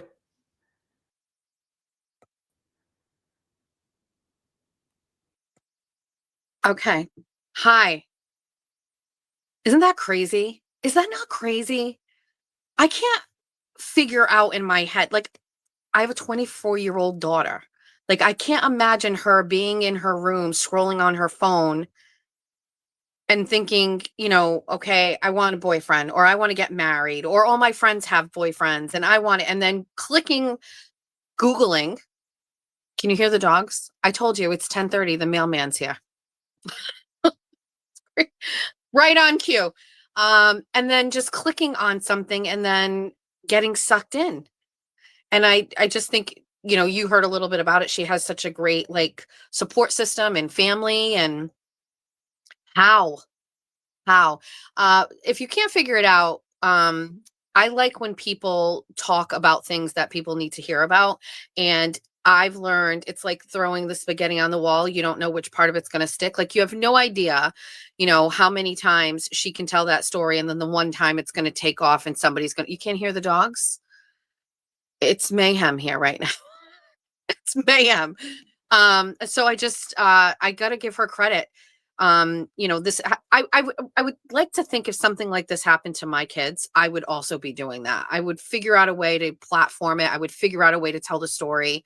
I would figure out a way to come on a closet, broadcast and share it with everybody. So it would really mean a lot to me if you would follow her and then go check out that story after. I gave her a half hour because we have to end early today, but if there's a lot of interest, we can always have her come back, and I'd like to get an update if that makes sense to you guys.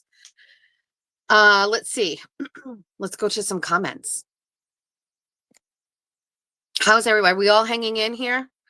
This is not a good look for Jess Machado, just letting you know here.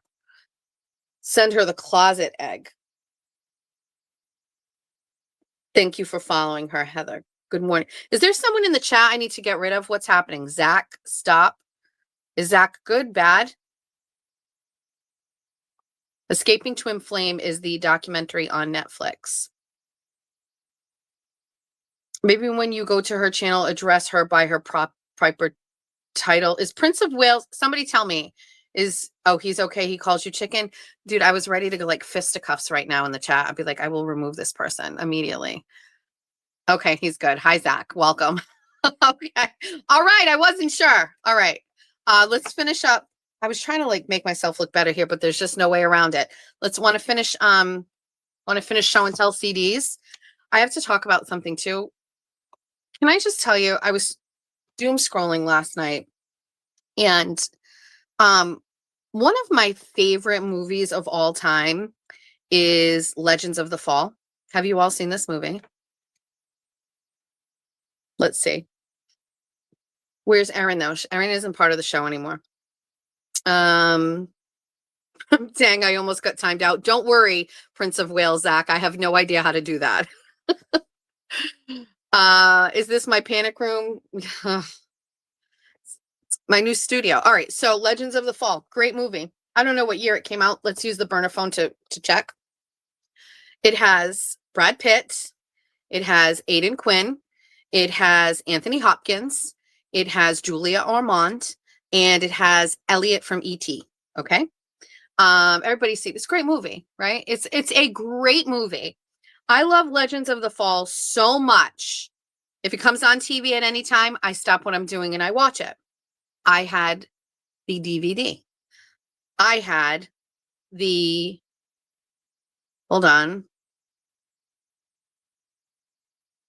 Came out in 1994. This makes sense. Never saw it. It's a great movie.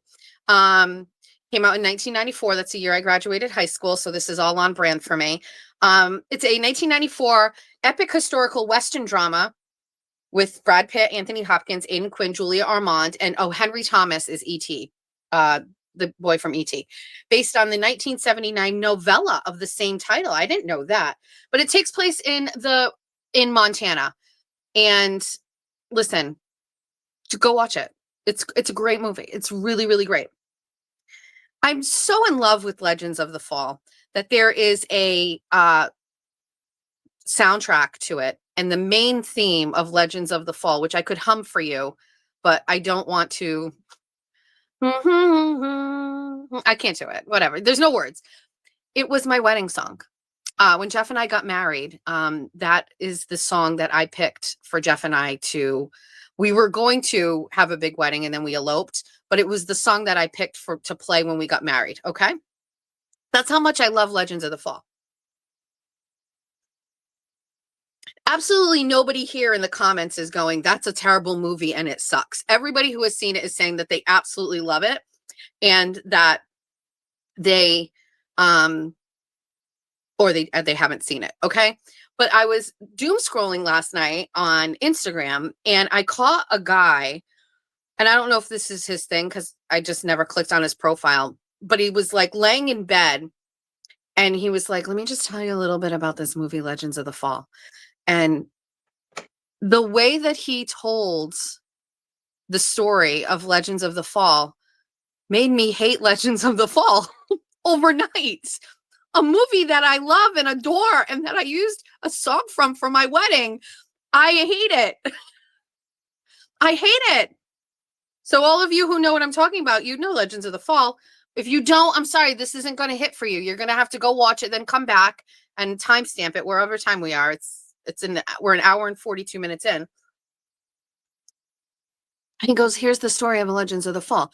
Brad Pitt, Anthony Hopkins is the dad, and he's got 3 sons, and Brad Pitt is one, and he's hot, and he does everything great.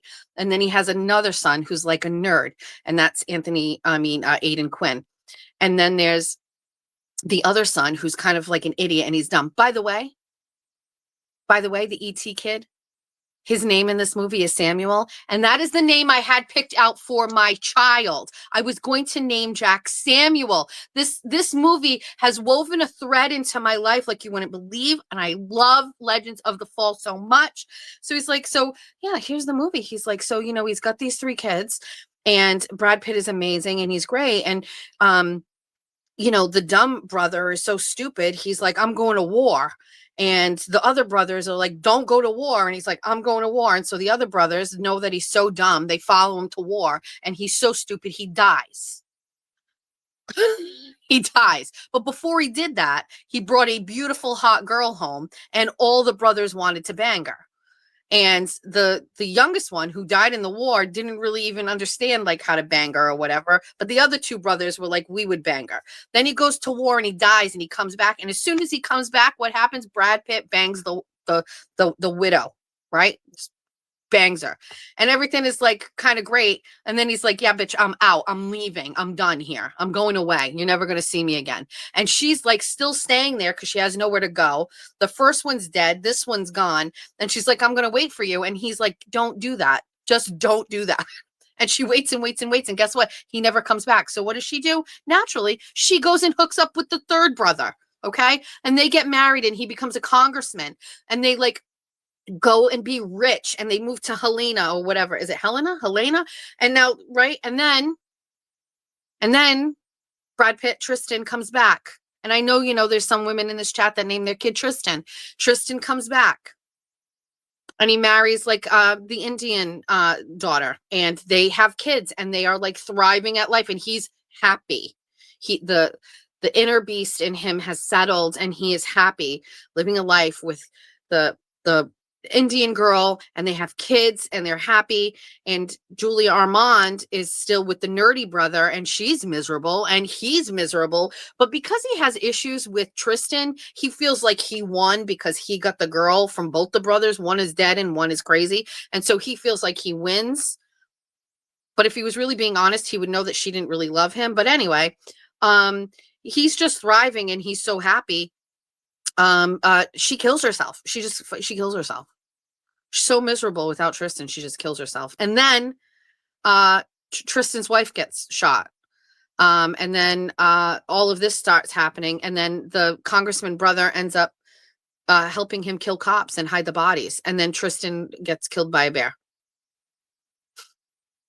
When you think about this wonderful movie that has impacted my life so much that I love watching and that I almost named my child after and used as my wedding song, I realize it is a terrible, terrible story. It is a terrible story. Who packaged this story in such a way that we romanticized over it when it is actually shit?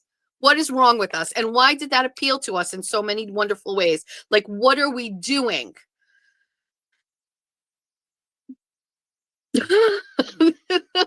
Thanks for spoiling. You're welcome. Why? Now you have to see it, but you're not gonna see it that way. It's the sound, it's the way it looks. You're gonna love it. You will love this movie. Jess, will you be talking about MGT and the Scott Brown? I am. Let's finish with show and tell, but that's the whole thing with this whole thing about the hot Springsteen. You shush your mouth, Amy. I know.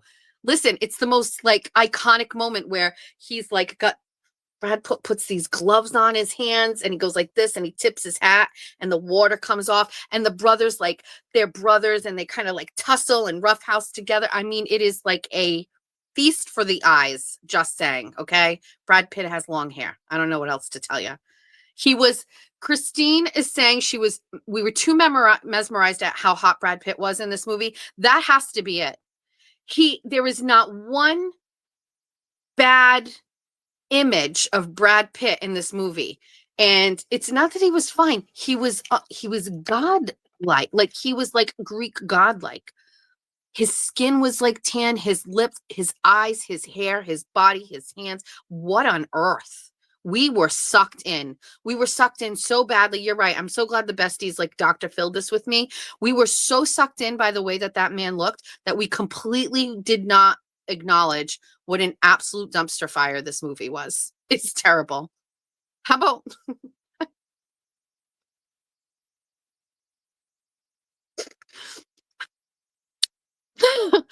I do impressions sometimes. Cartman. I do a Cartman impression, but sometimes I do Anthony Hopkins in that movie when I wear my fur coat. Because Anthony Hopkins is my fur coat up here. Jeff, if you're watching, can you go to the foyer and get my fur coat? Put the fur coat on if I'm ever wearing it out, and then I go like this. Because he has a stroke and he can't talk. And so he has this big bear coat, and then he uses a chalkboard and he writes.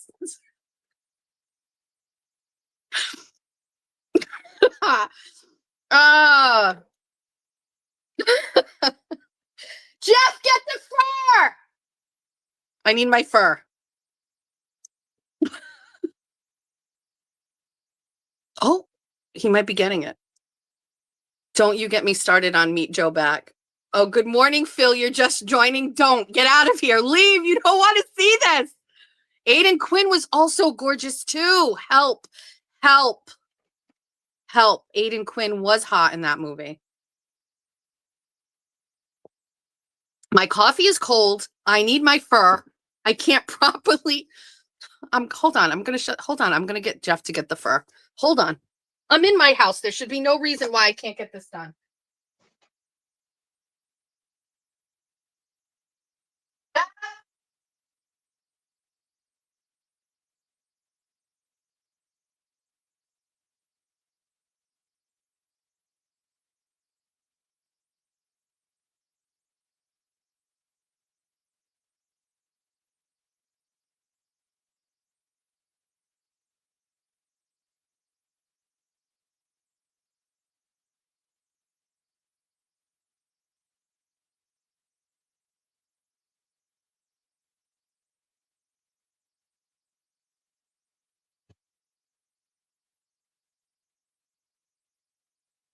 Okay, we're back.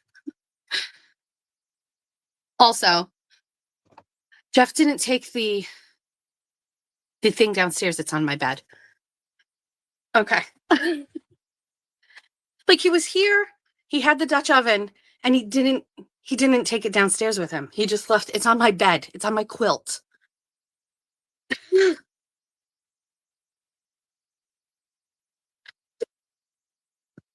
This is exactly how it went down in the movie.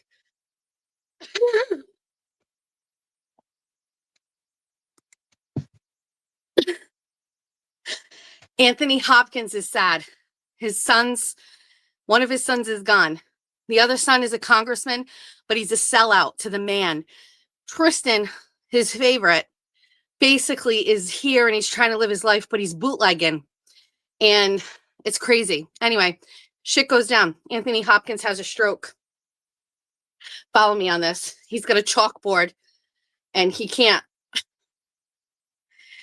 say anything. So he gets this chalkboard, he wears it around his neck and he wants to say something. And he goes,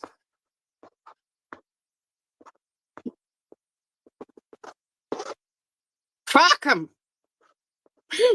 Frock him. Frock him." That's it. That's it. I hope that was all worth it to all of you. We're keeping the fur on. We're keeping the fur on.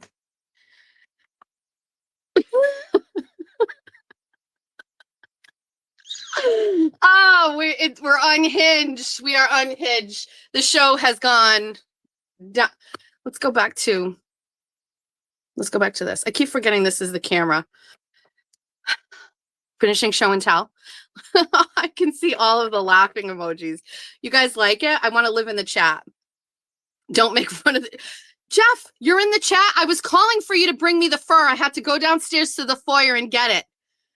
You're here. Why am I Emmy award winning? This is my fur. If you haven't seen it. All right. Let's go back. Currently, right now, we are going through CDs for show and tell. At some point in my life, I invested money into these CDs. Where were we? Classic Jazz 1, 2, and 3. Jazz Masters, Volume 1. Billy Joel Greatest Hits. Tori Amos. Tracy Chapman. Melissa Etheridge. Oh, this must have been my Lilith Fair era. Bonnie Raitt. Janet Jackson's Rhythm Nation. Now we're getting into the burned CDs. Like, this thing's not standing a chance. Whole Celebrity Skin. I have the Jerry Maguire soundtrack in here, you guys. Bare Naked Ladies Stunt. Britney Spears Circus. Wilson Phillips California. Tapestry by Carole King. Zooropa by U2. Bare Naked Ladies Maroon. Elton John Tumbleweed Connection. Bad Boy Greatest Hits Volume 1. That was not mine. That was TT's. I have no idea what this. Michael Bublé. I know exactly what CD this is. It is one of my favorite CDs of all time. This is Escapology by Robbie Williams. Do you know that song Back for Good by the band Take That? I want you back. I want you back for good. Robbie Williams was in that band and he is a solo guy now. And but this is a while ago, but Escapology is one of my favorites. He has a song on there called Me and My Monkey. I really love it. Ursher Confessions, The Diary of Alicia Keys. Wilson Phillips. Justin Timberlake. Future Sex Love Songs. The Best of the Outfield. You know, Josie's on a Vacation Far Away, them. For all the ladies my age. The Ally McBeal soundtrack. Oh, we should probably listen to this. Oh, this is good. We'll keep this one out. That one stays out. Another one of my favorite CDs of all time is Jackson Browne, I'm Alive. Unbelievable. Chris Isaak, Forever Blue. Elton John, Made in England. Elton John, The Moonlight String Orchestra plays Elton John. Reality Bites soundtrack. Crowded House Woodface. Soundtrack from the movie The Saint. Jack Johnson, Garth and Brooks, Seal, Jennifer Lopez, we're getting to the end, Mindy McCready, classic country hits from 1965 to 1969. Oh, here it is, Lilith Fair. John Cicada, and don't hate on John Cicada, okay? I'm going to tell you why.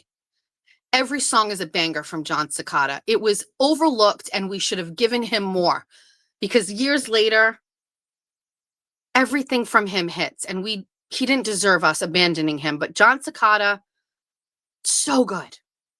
Dropkick Murphys, Frank Sinatra, Billy Joel, classic country, early 70s, Indigo Girls, The Best of Sade, Britney Spears, In the Zone, and All Saints, who sang that song Never Ever. It's the only song I know by them, but it was so good, I obviously bought the CD. That is the end of there was a behind the CD. Oh, Celine Dion, Let's Talk About Love, everybody. Okay, so that is picking up at the end of show and tell. I don't think I have anything. I mean, I could literally pull some. Do you want to look at some clothes? Hold on, I'll show you. How's everybody doing? Are we doing okay? John Cicada, banger. I'm going to grab my hubby in the closet and start my Saturday off the right way. Tori Amos, I have Tori Amos. She was there. Sade, John Cicada was discovered by Gloria Estefan. Ben, you are right. Angel by Robbie Williams was a tearjerker. So everybody love, all of these are great. Jamie, you're going to a hair appointment soon. I wore this dress. Kings of Leon, I will tell you this, Kings of Leon CDs are never made it in here. Jess, I just woke up here in Cali. So proud of you. Love the closet. Keep your chin up. This is going to be great. Are you sure? Are you sure? Thank you, bestie. This is a dress that I bought from Amazon, and I wore it. I'm not kidding you. When I worked at Bank of America, I bought this dress to wear the weekend of the Kentucky Derby. And I just wore it. Why was I doing this? Why did I do this? I like Prince. This is also an amazing dress. Look at there's something wrong with me. Oh, look, this is the dress that you saw the picture of me passed out at TT's wedding. That's right here. Some of you may recognize this. I wore this to court. I have a picture with me and Cheech, and I have this on. Oh, this is a really great Amazon dress I got last year, but I can't wear it now. Now we can. But look, isn't that cute with the buttons? This is great. These are the whore dresses. These are all super skinny, tight dresses. Do you guys remember me telling you about Jeff and I going on our first date, and he said he loved the blue dress that I wore? I still have it. It's right here. Guys, its Verdict dress is here as well. This is also a dress I bought for the Karen retrial that I never ended up wearing. Oh, I know. I can't play any music. I can't get a copyright thing. This dress I wore trial, and Nathan Reed said this color was great on me. Jeff, I love a good whore dress. Oh, I absolutely love this. This color is the best color on me of all time. This one right here. There's so much here. Wait, do you know what's here?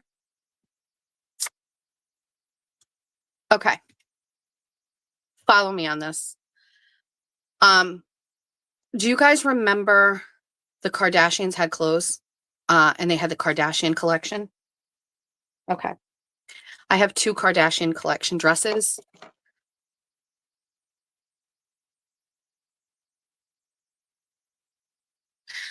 This one I used to wear all the time. It's got like a faux leather waistband. It was my absolute fave. It for a girl with an ass like me, I don't even know how to explain it. This dress just fits. I love it. And then I found this one. Geez, I realize it's got dust on the top of it. I haven't worn this one in I don't know how long. I used to be skinnier, but this one is faux leather at the top, and then it's just a straight thing at the bottom. And I got this one at a consignment store, but I have 2 Kardashian dresses and they are my favorite. And I wish they still had their clothing line because it was my favorite. Around here, the only place you could get the Kardashian collection was in like Sears. Friend, consider velvet hangers life-changing, especially for dresses, and any top with shoulders tend to fall. Is Aiden here in the chat? Love the closet background. Thank you so much, bestie. Thank you.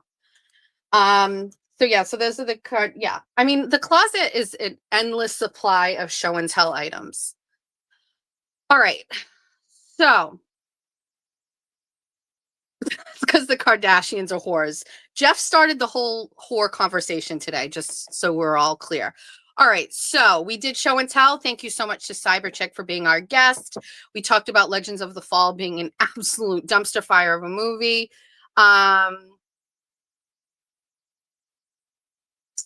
Good morning to Aiden. The Turtle Boy making an appearance is such a how wonderful. Thank you. Let's talk one thing.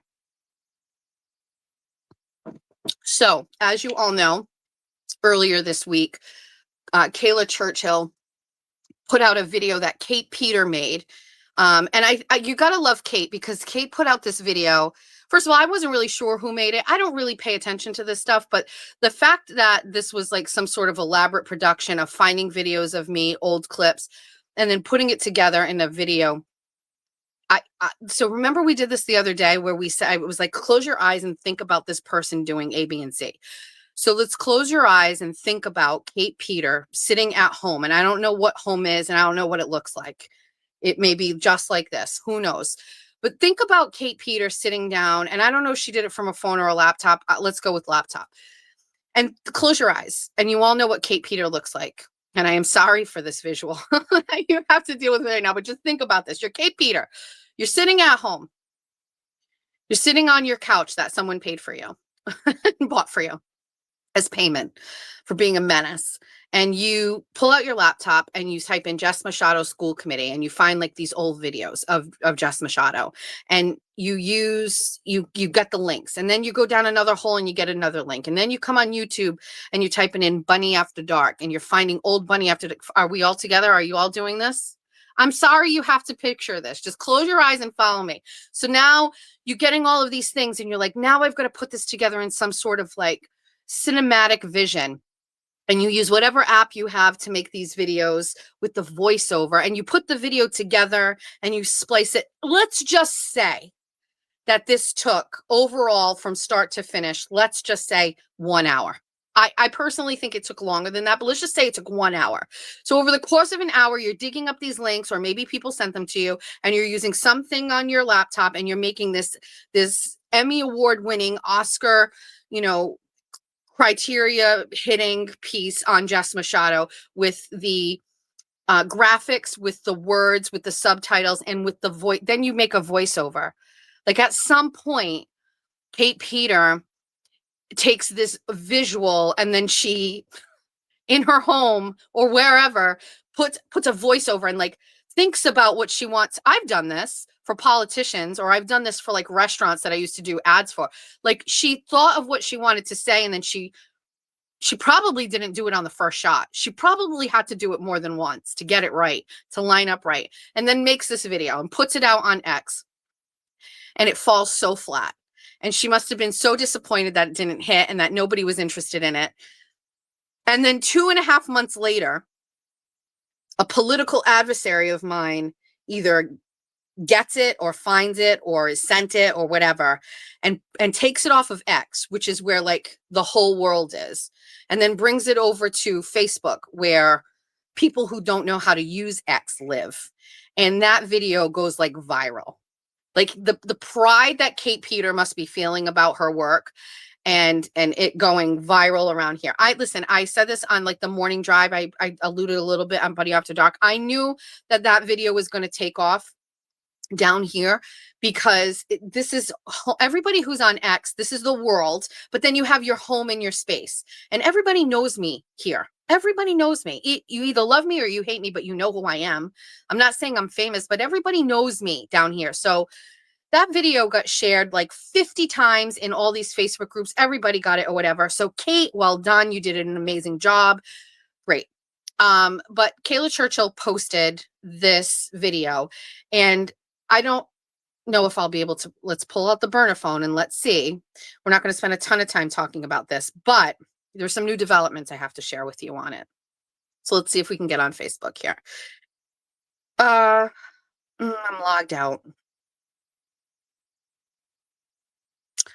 All right, we can do it. We don't need to do it. So she puts up a post, and it's not even really full sentences. And it's basically like, viewer discretion advised, watch at your own risk. Jess Machado, self-proclaimed, Republican, blah, blah, blah, blah, puts this whole thing on there. She puts up the post. And then the next day, she puts up like another post with a picture of me with my face near a photo of a guy in like boxers or briefs or whatever, which is in the same sentence of her saying like, I'm a classy girl. Well, if you're a classy girl, you know that picture is at the infamous Brick Alley pub in Newport. And there's nothing like slutty or trashy about it. Meow, since St. Pete's, meow, meow, meow, meow, meow. And so anyway, somebody sent me these posts and whatever.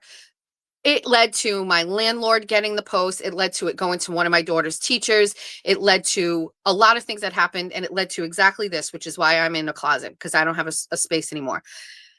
So Kayla Churchill, while she is the state committee woman, and that's an elected position, Kayla Churchill is also an employee of the state of Massachusetts. She is the legislative aide for State Representative John Gasky. And he is a Republican. I don't know what his district is, but he was elected in the last cycle last year. And Kayla is his legislative aide. And so,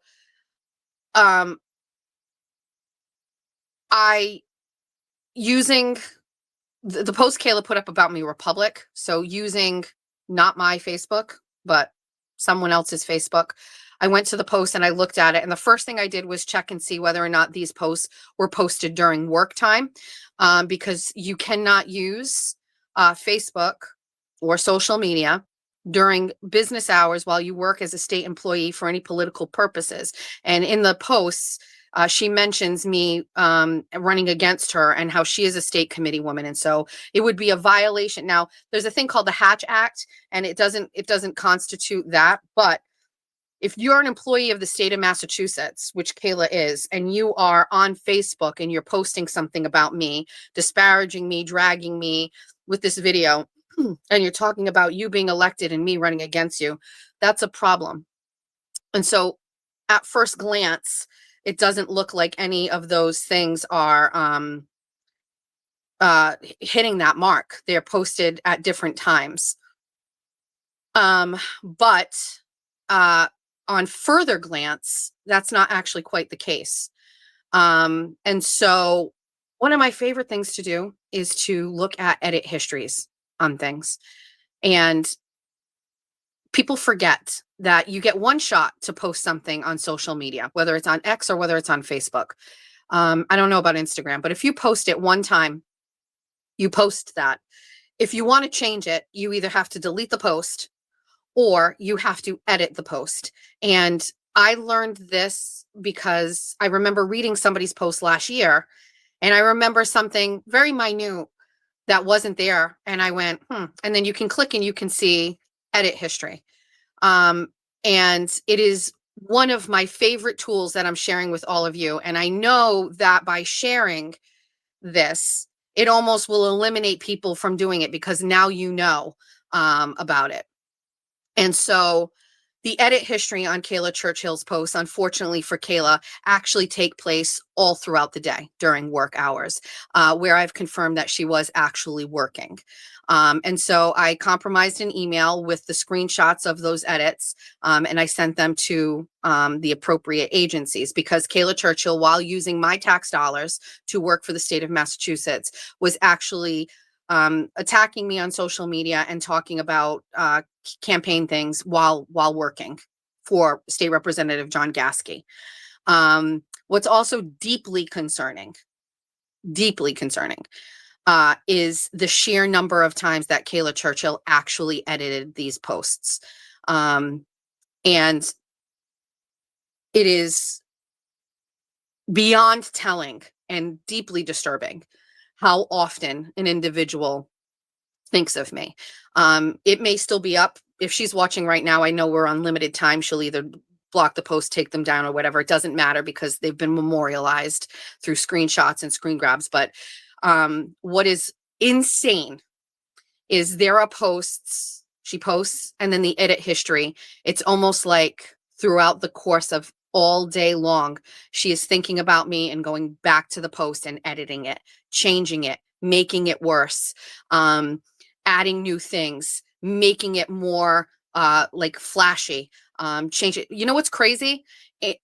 In the post that she posted about me this week, she edited these posts 26 times. Okay.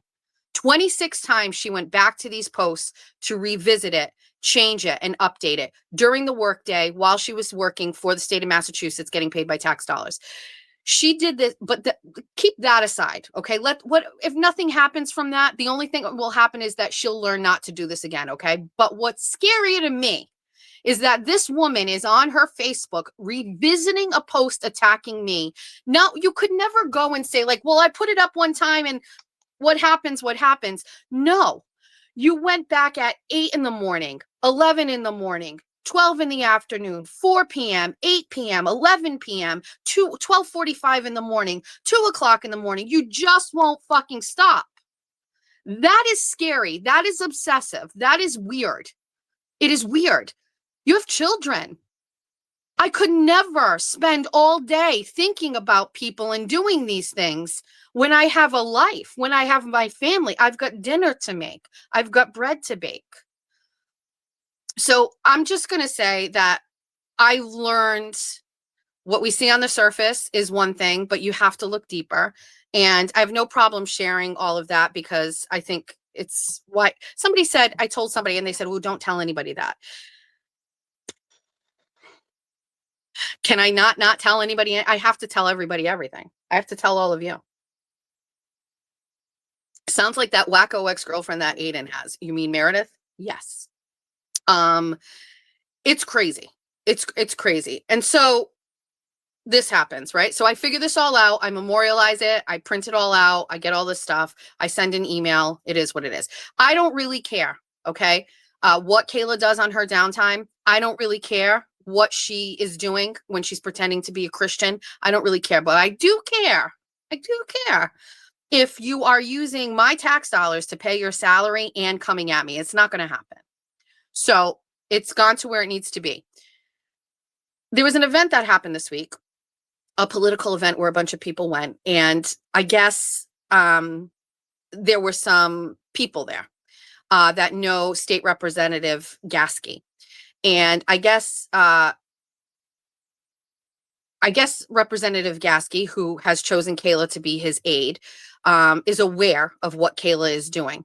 What I heard secondhand, but pretty confident, what I heard is that he is not happy about what Kayla is doing and wishes she would just stop, but that she is, essential to his job and he needs her and he's not happy. That statement made me feel like I could reach out to Representative Gasky and have a conversation with him. And I thought about it, and I was going to cold call him on the show this morning because we had such a great cold call this week when we talked to heavyweight wrestler, boxer, Pete McNeely this week, but I'm not in the business of like making somebody uncomfortable or whatever. So I texted him this morning and I asked if this was him and he said yes. And I said, are you sure? Are you aware of what your state aide is doing to me? And he said he had no interest in discussing it with me. And I said, are you aware of her doing this on state time? And he has not responded. And so State Representative Gasky is aware of what his aide is doing during work time and does not want to hold her accountable for that. And maybe nothing will come out of that at all. But I will tell you, whoever is running against Gasky next year has my vote.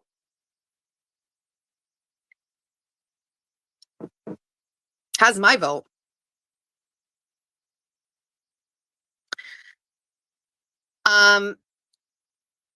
And I will also say that Jen Altman's part in this is, here's what I'm going to say about this. There are a lot of people in this universe that were friends with Jen Altman that aren't friends with Jen Altman, and those people are my friends now. And those people were very, very happy to share all of the things. And I'm just going to wait on that one. I almost don't have to do anything at all with that one. Does anybody know the story? What's going on in the chat, first of all? You're more than welcome to email him. You can certainly email State Representative John Gasky. It doesn't, listen, that's not going to matter. We have to focus on what does matter. And if somebody who is an elected official wants to employ a person who is going to spend their work time on taxpayer dollars going at another person, whether it's in the party, whether it's you, whether it's anybody else, that they should be discussed. So we're discussing them. Listen, I don't know anybody that likes Jen Altman. I don't know anybody that likes Jen Altman. Not one person. Nobody likes this girl. Why has she risen to power? Why? Nobody likes her. Nobody likes her. And nobody likes her, man. I don't even know what to tell. I don't even have to say anything. You knew from day one. Anyone who supports this level of bullshit against someone in their own party or anywhere is disgusting. You love my new studio? Thank you so much. Closet with the view. Rich. I hope Turtle Boy has seen the light with Jen Altman. Let's have a cup of coffee. I don't think Turtle Boy gives her any power. Nobody tells Aiden what to. Nobody tells me what to do. So this was a whole week of drama in dealing with this stuff. Do I think that this is the end of it? 100% not. I absolutely know these people will continue to come at me. But what we've done is we've just kind of shrunk our circle and our space to a point where it is literally you and me and my dogs. And we're just going to it's tight. It's tight. You like the window in the closet? It's tight. So we don't, you know what I mean? Got to tighten things up. Good morning from Texas. No, same. You, me, and the dogs. She thinks she's the queen because of her relationship with Aiden. If that's all she's got, man, I don't know what to tell you. Everybody loves the closet. Time to circle the wagons. What does that mean? Circle the wagons. I don't know what that means. Does that mean go and get people and do things? I was on my live yesterday and somebody was like, what do we do? And I was just like, pray for my enemies. Oh, what I was going to say is do you know the story of the whiteboard? I know I maybe told this early on when I first started. So if you're new here, there's all this clothes down here. Do you guys want to see it? Unfold this sweater. It's inside out. I'll show it to you. Where's my mug from? This one is from the Outer Banks, but the story of this mug is I found it at Savers or a yard sale. Your hand goes in it. And I thought at the bottom, because it's some sort of name etched in it, I thought that this was some kid made it at school. Turns out this is a whole ass company. We saw them in New Hampshire. And you can buy them anywhere. NEHE. And this one is 2000. No, I'm sorry. NEHER or NEHE. This one was 2017. But can you imagine my surprise when we were in Portsmouth, New Hampshire, and Jeff's like, hey, look, they have your mug here. And I was like, son of a bitch. This isn't made by some kid.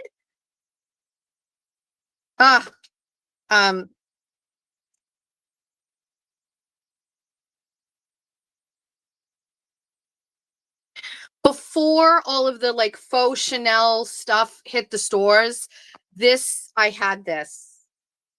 I don't know where this is from. New York and Company, which closed.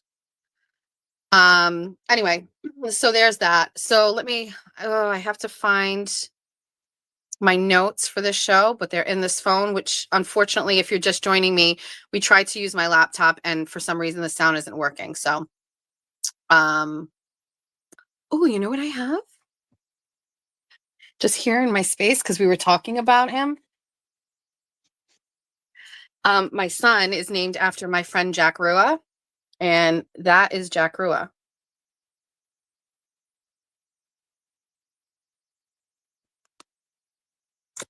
So, somebody once told me, and I'll share it with you guys and then you can check and see, but somebody once told me that in your group of pictures that you have with friends, that the most dynamic person is always the one in the middle of the picture. This is a crop down version of this, but this was a picture of Jack with his friends, and it wasn't a special day or anything like where he was the person, but he was in the middle of all of the people. But this is the guy that my son is named after, Jack Rua. He passed away in a car accident in, I'm going to say 2003, maybe. It's been a long time. But he inspired me to volunteer, get involved in politics. Yeah, he's great. Let's see. Is Jeff in here doing things? I love New York and Company, Karen. What is Jeff saying? I just see somebody saying, go get him, Jeff. What does that mean? What is Jeff doing in the chat? I'm seeing it, but Erin will not be back. And we're not going to talk about it, and we're not going to bring it up. And that's that. And if you do, you get blocked. So that's that. All right. I have no idea, but today I am going down to, so I do have a couple of people who have offered to mod, and I know that some people say don't do that, but I may need somebody to mod. So if you're interested, you can message me. Jeff, you deleted a troll who is bashing Turtle. You used your wrench? Good for you, Jeff. Good for you. Yeah, so Kate Peter apparently, I saw this yesterday. Kate Peter has shared a website about victims. And there is some sort of like money laundering scheme going on there. I don't know what's going on, but apparently there is some new website that talks about people who are victims of something. I'm not sure exactly what it is, and they need money. And so there's some sort of like a GoFundMe thing, and I'm not really sure what that's about, but I saw some of the pictures. And again, I like, close your eyes, you're Kate Peter and you're building this website. Like, what are you doing with your life? And so I don't know what is going to happen. I don't know what they need the money for. I'm not sure what's going on here, but this seems like a you problem to everybody. I'm sorry. I'm sorry you're going through this after you did all of the things that you did that put you in this position. But I'm very sorry. And I wish you not well. And I would not recommend anybody giving them any money. I recommend giving me money and Aiden money, and give Jimmy money because Jimmy's great. Don't give Grant money. And that's it. I don't know what else to say. Somebody did send 20 memberships. Thank you. I can't. So let me see if I can see, because there might be some things here that I can see. I saw like some memberships or things in the beginning. Where can I find that? This is, let's see. This is the top chat. Oh, we can see Justice for Portugal. Okay. So, I can see these. Perfect. Let's thank all of these super chats and let's talk to them. Hi, Clarissa. Welcome. Christine, life by the Cafter stroke. What is a Cafter stroke? Welcome to Bunny Ears. Mike Urban was here. Uninstall voice. Oh, he's trying to tell me. Uninstall your voice meter. StreamYard is using it as a default device. Go into StreamYard settings. Yes, I did that. Thank you, Mike. But I have to restart the computer. Amber is a Bunny member now. Amber, I think Amber83 is going to be a mod for me. She offered, and I would like to have her do that. Let's see. It's Dub C. Gave $4.99 and say, just got here. Retweet yesterday. You are not quitting. Keep doing you. Closet Studio for the win. Bestie's gonna best. Kate Trustin, $99.99. You are an absolute rock star as a mom to 3 teenage girls. I truly admire your authenticity. I love that in the mornings we have the chance to unwind and just chat together. I mean, is it helping you? It helps me. I don't know if it helps any of you. Keep doing what you're doing. By the way, everyone could use a little bunny time at night. Wednesdays, we're all in on bunny now. And if what happens, I think is going to happen, it's going to, can you imagine? We're going to step away from everything. We're going to step away from politics. We're going to step, and we're just going to just bunny after dark 5 nights a week. Hi, Jeff. It's Cheech. Even us gays get a week. Aw, Cheech is saying hi to Jeff. Prince of Wales 199. Can you hang up on Cyber Chicken for me? I'm glad I didn't see that at the time because I probably would have blocked you. And there's Luna's mom is here with her $20 and saying, Jess, I woke up here in Cali. I think I read that one. She likes Texas, donated 20 gift show memberships. Thank you. And JL 8WD, welcome to Bunny Ears. Thank you. Good morning. Let's see, live chat. Okay, there we go. I think. Perfect. No 10 p.m. curfew. The number one request I have is to go to my kitchen and make bread. That is all I did. You see I shared one of the besties made bread. 2 besties made bread. Bunny After Dark live get together would be amazing. I would like to do that. I think we could do that. We would not charge for that. We would just all show up and go to one place and hang out. I did actually think about just doing a Bunny After Dark live somewhere, and then you guys can all come in and just hang out and come on and talk.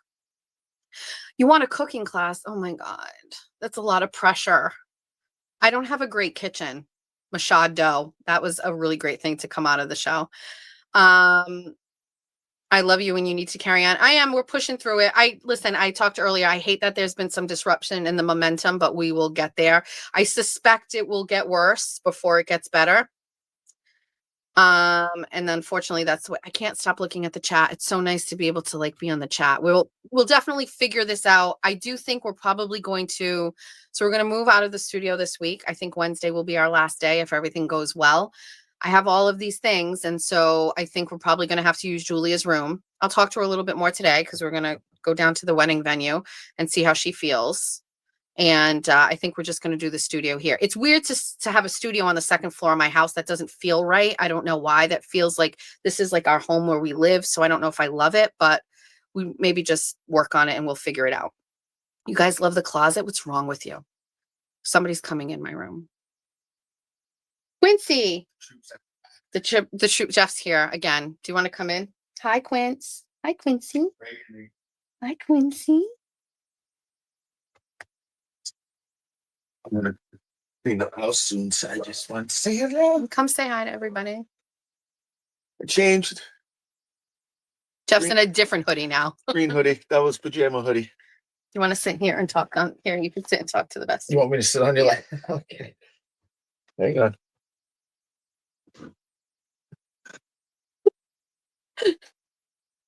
I forgot this as well. Talk to them. What am I? I don't know. That's not how I talk to you. This is so uncomfortable.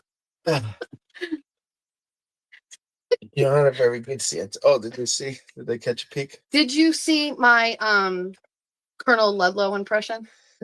What? You didn't see it? Yeah, of course I did. You didn't. Hold on, I'll do it I for you. did. Anthony Hart, and I said, don't pick on Anthony. Oh, I did this, and I Yeah, did yeah. the chop.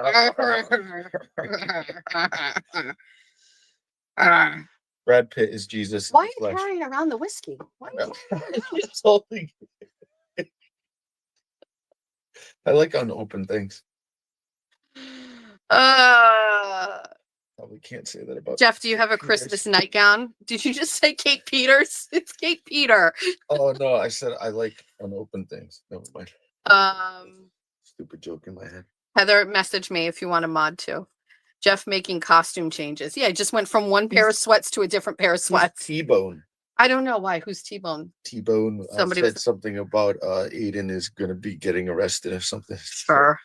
They said delete him. So, You didn't? You used your wrench? How do you feel? I felt powerful.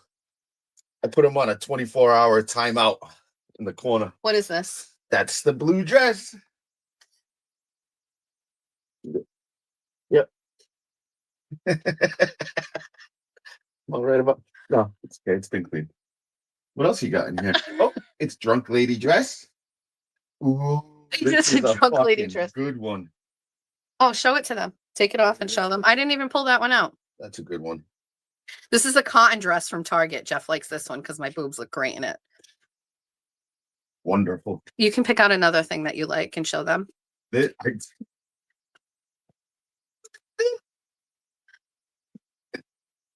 Uncle Samantha. Oh, what the fuck is this thing? It's red, white, and blue, and I wore it Yeah, I when know we it's red, white, and hosted. blue. So is the French flag. That I- doesn't mean anything. I wore that when we hosted our candidates night, and I was the. Oh yeah, it's oh, this is wonderful. I do love this. Go ahead, get. Why are you like wheezing? Huh? Pick out another thing I that you have like. emphysema. So we got back, yeah. This is like the Savers rack. Jesus Christ. Swansea. $1.25, 360. Yeah, so I'm gonna so how's does everybody like it in here? I This think is everybody. cozy. It's cozy. I don't think anybody minds. I don't think you can do it forever, but hey, it's funny. I think everybody likes it. I like the like the double entendre. I don't really know what that means, but like, they forced you into like a closet to go hiding and you actually did a show from the closet. Yeah. It's pretty fucking funny. It is. They thought they could get my studio gone, and then what is she going to do? She can't go on the internet anymore. She's single. I kept on saying that's so single white female. I That's so creepy. That's not the first time a girl has done that to you. know. I know somebody in this town, 2 people in this town that were super fucking creepy. I know. Like they obsess. It's weird. I don't know what you do to people. Jeffrey, do you not know what I do to people to piss them off, to get them obsessed with me and get mad at me? What do I do? Tell the truth. Yeah, and they don't like that. Expose them. Mhm. Seems like anybody who's a whistleblower, they all want to throw in jail. It's usually because they're afraid of something. You're making me. I'm sorry. I'm just talking about looking at it's my house. I can do whatever I want. All right. Do I need to leave? I think we're done.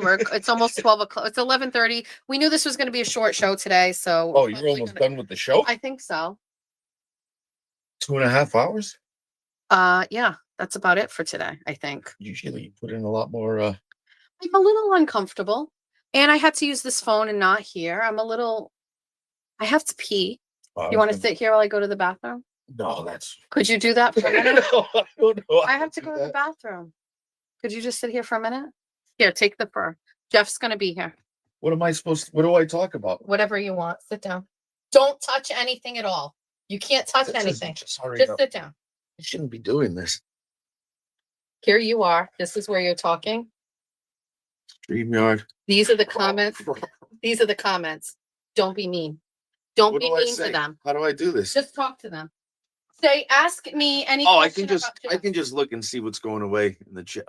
See what's going on in the chat. Talk about whatever you want, Jeff. Well, today's gonna be cleaning. Going to watch some college football. I got a couple parlays for the early games and then the afternoon games, and then we're gonna find something to do tonight. Oh, Quincy! Hey, buddy. My big boy's over there. Quincy, what's the matter? What's the matter? No, you're not gonna come up. She should do more show and tell with the puppies. They're an integral part of our life. So what else is going on there? Boomer Sooner, baby. Jeff with the fur.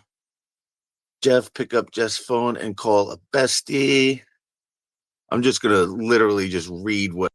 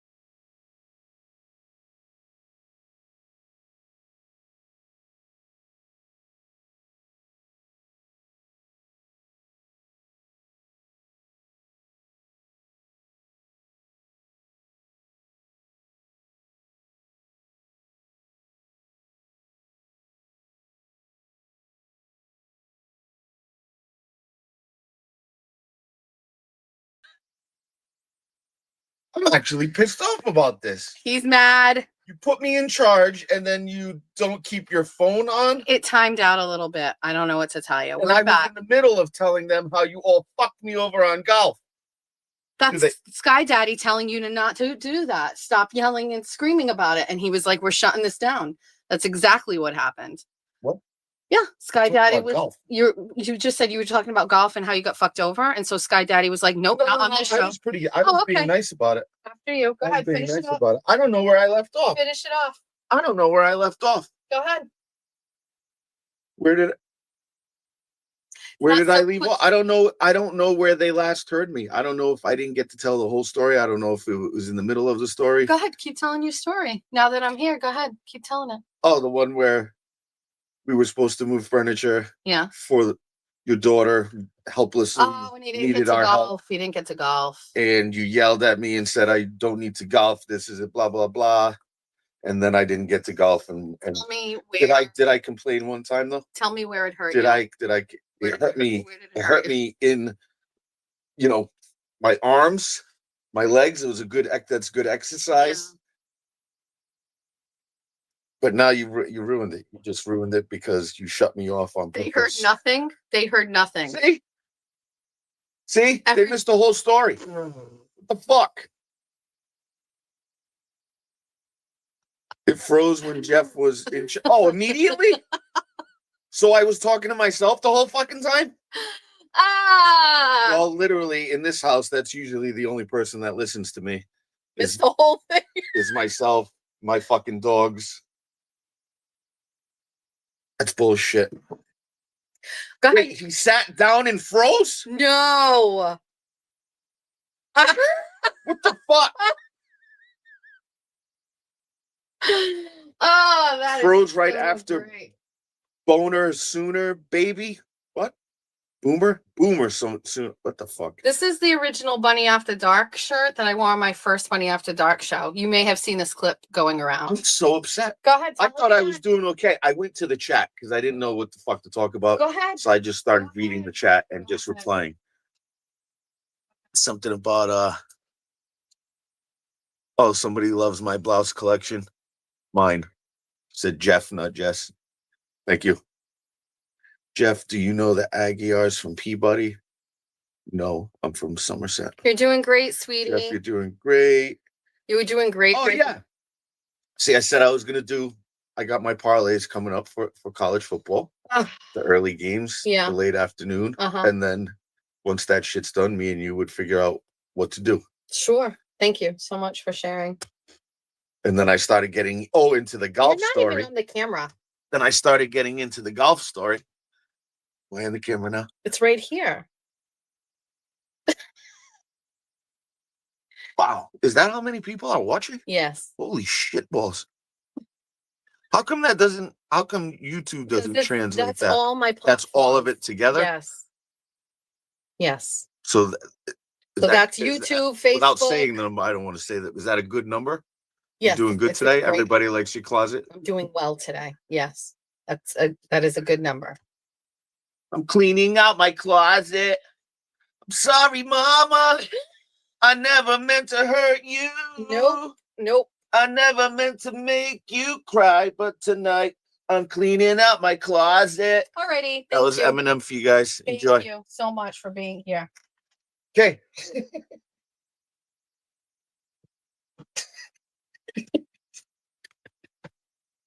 Love you, honey. You're doing good. I'm glad you're in such a great It's mood. not I'm doing good. It's I'm doing well, not Yeah, good. breaking Did you everything just again. break? I'm doing well. Almost. Not I'm doing good. Huh? You can't say you're doing good. You have to say you're doing well. You're doing so good. Well, doing so well. I didn't do good in the stream. Oh, this is okay. Alrighty. Um, What now? should I start cleaning up the house? Yeah, I'm gonna start sweeping. Yeah, I've got to call Julie and figure out what time I'm leaving and going to this thing. I can't. Oh, that's right.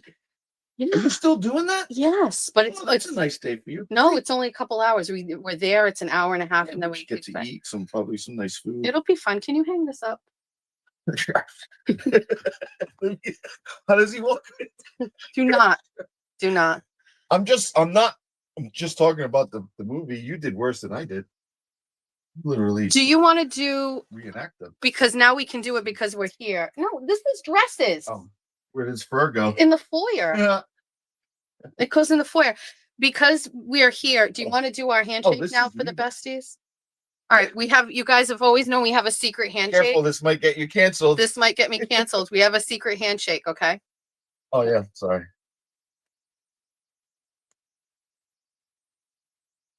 That's it. That's our secret handshake. One of the kids is up. I can hear it. Did you drink the booze that you took earlier, Jeff? No, he's carrying it around in his pocket like a kangaroo. 2 beers last night. I'm good. You and Jeff should definitely do the Newlywed Game on Auntie Deb's channel. I see some of the comments. I like. You can read the comments. Jeff loves the comments. Love Jeff. Can't say it enough. Thank you too. So sweet.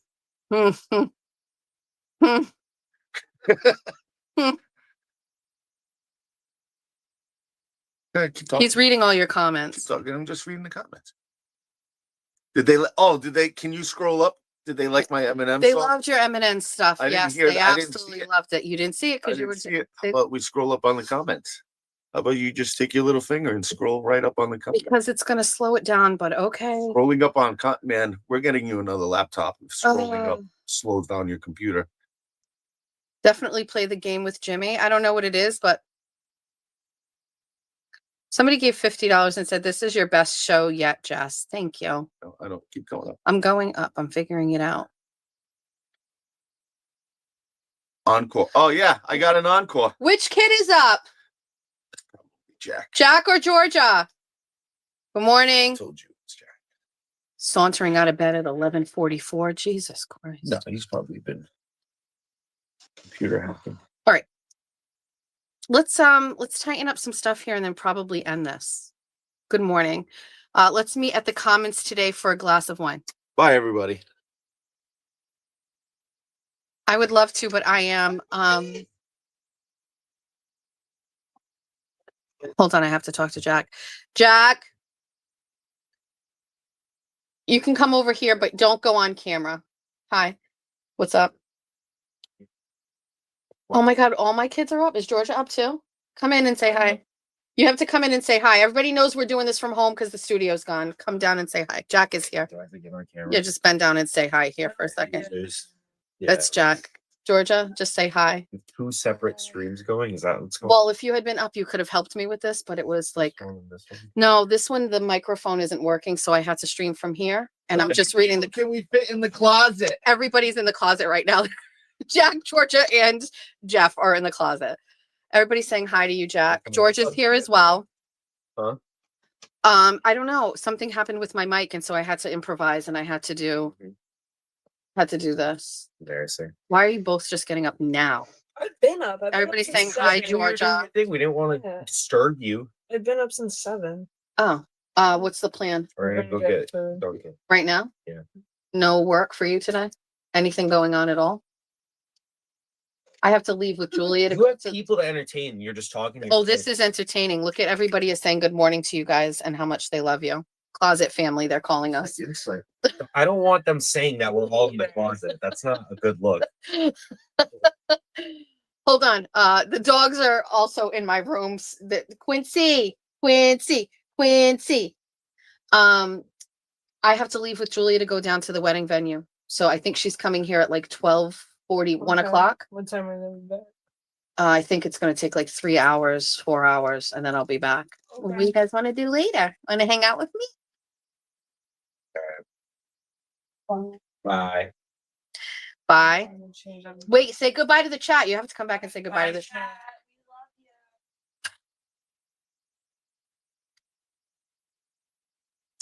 All right. Jeff, I just looked up and Jeff is standing outside the closet just like waiting for me to acknowledge him. Bye. I'm almost done. Look at Reagan giving me, puppy wants to come in. You want to come in here with mommy?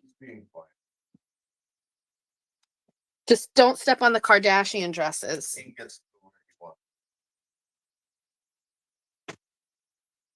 All right, you can lay down in here with mommy. This is as chaotic as I expected it to be. Good morning, everybody. If you're just getting here, Jeff is still here. Get out.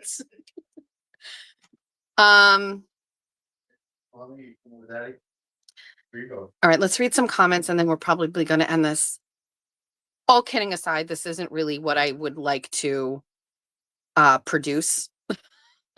Just so you know, this isn't ideal. This isn't what I would really like. I'm not comfortable. It's warm in here. Buy closet kids. Do you need help moving out of the studio? I have an extra truck and I have 2 extra hands. I've already got some friends that are offered to help. We're gonna go and pack up. Yeah, that's sad. I don't want to talk about it. The show has been great. Thanks, Ben. Amazing closet show. Thank you. Let's not drag it on. I know you guys like a little bit of a longer show, but it's a weird situation today. You loved it. Thank you. 10 out of 10, best closet. Closet chaos is the best.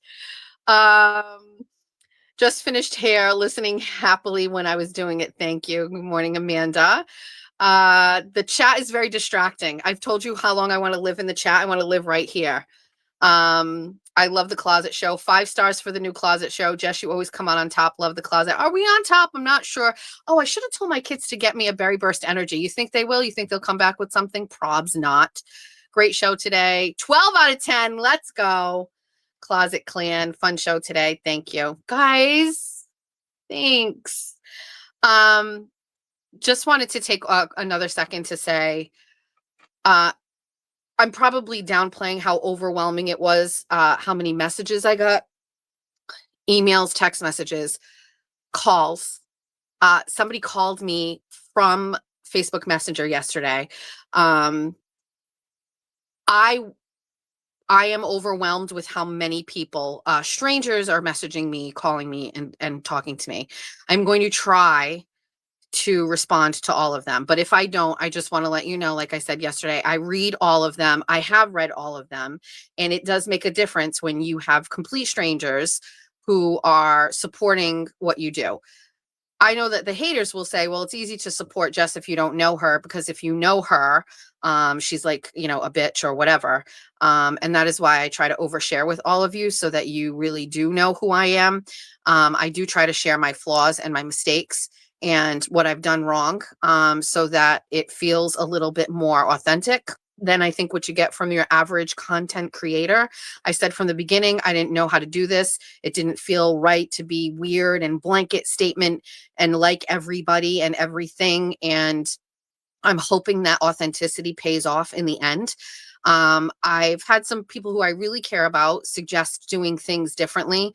I listen to that, but at the end of the day, and I don't mean this in any weird way, I am the only person that can do this and make decisions and do what feels right and be here behind the camera all the time, and also do the work I do and try to pull back the curtain on some political things. And so, you know, I take suggestions, but don't get offended if I don't use them. I have navigated through this my whole life the way that I do. It's absolutely chaotic at times, and there are high highs and there are low lows, but I really love the highs. And a show like this is a high for me, to be honest with you, because I think it would have been very easy to just hang it up. And now we've evolved and we've figured it out. And also something better has come of it. And I also think I have a really great imagination. And so I'll always come up with creative solutions to problems. Listen, it may fail, but every single time something fails, listen, we wouldn't be here today if it weren't for Town Square Media canceling the Monday through Friday show I did at night, and then me going to Fall River Reporter, and then going to Fall River Reporter and me getting fired from Fall River Reporter, and then me getting, doing independent, and then, you know, going to a studio, and now the studio is canceled and now we've got a new space. And so I don't know. I mean, I will push through absolutely anything. I do not know what there is that could stop me from doing this or talking or saying it, unless I literally don't want to do it anymore. So if I'm not doing it, then it is, I don't want to do it anymore. But people can't stop me. Jen Altman can't stop me. Kayla Churchill can't stop me. Kate Peter can't stop me. Holly McNamara can't stop me. Nobody can stop me, because I will always find a space and a place where I can still do this. If that means I have to change, I will change. And so this week, what you've watched in real time through the crying and the sad stuff and the anger and all of the talks and everything in between is me trying to figure out a way to keep going and pushing through. I do not consider myself a like a model to look up to. I'm not a moral compass. I am not a financial advisor. I actually suck at absolutely everything. I think the only thing I can teach you, whatever you do, whether it's at your job, whether it's at home or whatever, is believe in you, and that's it. Do not care about anybody else. Do not care about what people think. I do not care about what people think. There will be moments and times where something gets said and you are thinking about how others are going to react to that. And it is going to sting, maybe for a minute, maybe for a day, maybe for a week, maybe for a month, maybe even for a year, although I sincerely doubt it. That is normal and that is okay. But can you, when you're done with that feeling, pivot over to the feeling of zero fucks to give? And I know that gets thrown around a lot. I don't care at all. I have my family, I have my kids, I have these people that love me, and that's my best relationship is with them. And I'm sure you all have somebody like that in your life. If you don't and you have absolutely nobody, then maybe this isn't for you. But those tight, intimate things, that's what matters. And everything else doesn't. And that's it. And so I don't care at all. I will never care. I will keep doing what I do. But I just want people to, especially the women in this arena here, to have some sort of confidence and push forward and, I don't know, inspire you to just go out of your comfort zone and keep going. Just don't quit on shit, because that doesn't feel good. And then you'll have that regret going on. I love the collection of failures that I have. It's wonderful. We can talk about them all the time. We can laugh about them. I never laughed so hard when I talked about my repo story. It was great. Okay, let's read a couple comments and then we're done. 12 o'clock, we're going to start our Saturday. Jess, you're the delicious combination of female brains and balls. Thank you. You're blessed with a great support system. Jeff, get my fur. I told you, just keep that middle finger at the ready. We love you and your voice. Best show ever. Girl, I'm on that train. Have a great experience at the venue. Thank you. Rain is letting up. Okay. I would stop publishing your cell phone. People will find you. I don't care. I know, cyber check.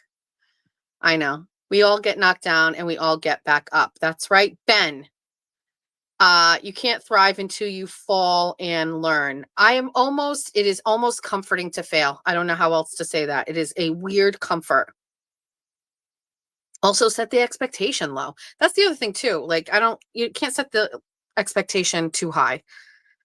Late to the show, I'm behind. However, just wanted to give a shout out from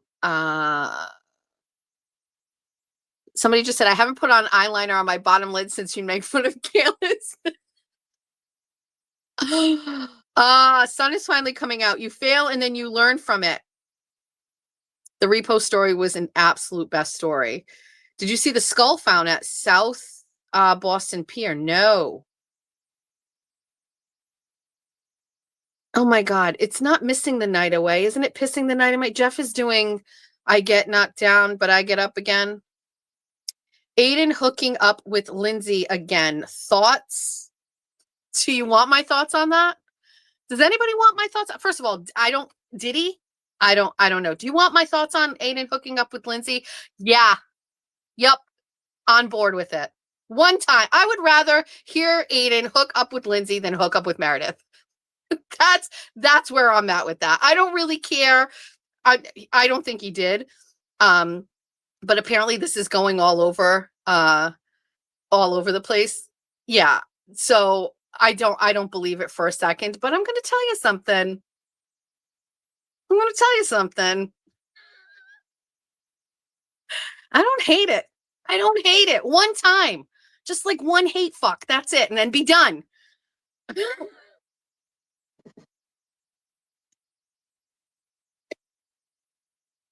It's probably a Bunny After Dark chat, but I don't think he is, but I don't know. Wait, somebody agrees? You agree? Kate started a rumor and people believe it. I'm reading now. The comments are going too fast. No, I hate it. No, just hear me out on this. Just hear me out on this.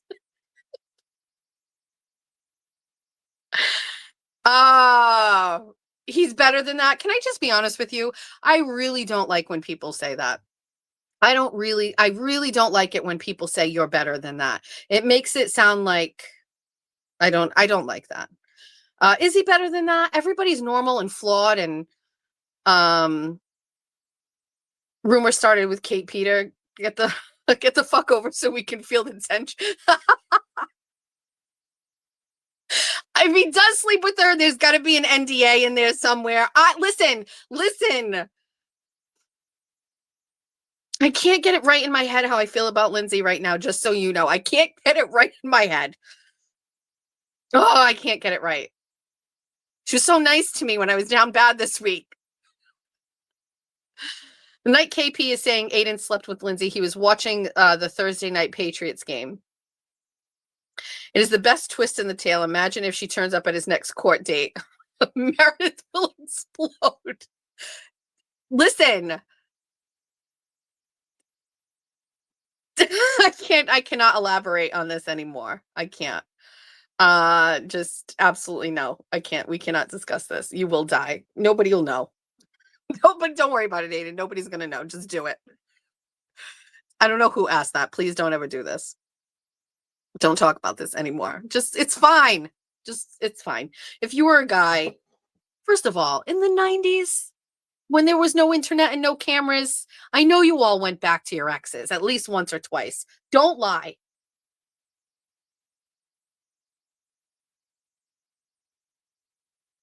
LG is the one that we hate to love now. Ugh.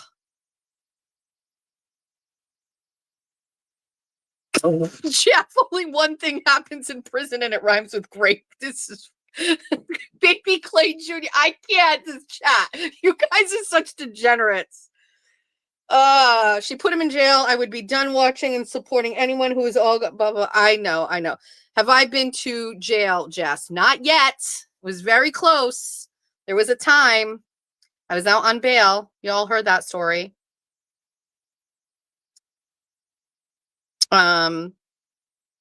Just sent me a Facebook message. Okay, my phone is on do not disturb, but as soon as I'm done, I'll take a peek. He's better than that, meaning better than sleeping with a girl who claimed grape and put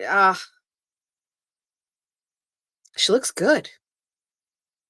They're not hooking up again. I guess somebody in the comments is saying that Kate is saying that they are. I'm obsessed with the chat. It's very hard to stop this when the chat is going. I just want to live in the chat. KP said Aiden met with Lindsay last week. God, I hope not.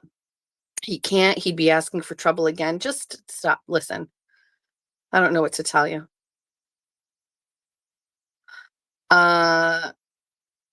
Okay. Yeah, you can text. My number's out there. You guys can text me. I don't care. I mean, if somebody is not being kind in the text situation, we just block and we move on. Kate is so jealous of Lindsay.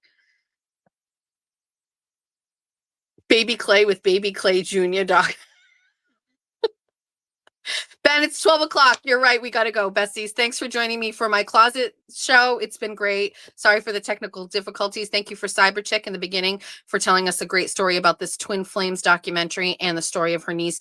Follow her. I know she's going to drop the links. If you've got some cozy rainy time today, this weekend, go and watch that doc and learn more about it. We're going to be back on Monday for Give Me a Minute, which is a political show. We might limit that to a 1-hour show on Monday. We are going to do it here. We will not have the closet as a background. If we do it, we're going to just do it in Julia's room with the white wall, but we are doing it. I cannot not talk about things that are going on politically, including Marjorie Taylor Greene resigning from Congress, the fissure in the Republican Party, her stepping away kind of like really highlights that. And so we're going to be here on Monday, and that's going to be at 12 o'clock. So today's Saturday. Enjoy your day. Enjoy tomorrow. It's the Lord's Day and football. And then we will be back on Monday at 12 o'clock. And then we're going to have Bunny After Dark on Wednesday. And then we'll see you again next Saturday. I love you all. Thank you. Have a great day. Go make some bread. Wait, what was the way that I said I had to end the show? Moon's over my hammy? Wait, help me. God damn it. Somebody type it in the chat. Have the moons over my hammy day you deserve? Is that what it was? Okay. I don't remember, but go and have a moons over my hammy. Don't join any cults. Beaver moons over my hammy. Thank you, Heather. Beaver moons over my hammy. Have a great day. Bye. Love you. Bye. Bye.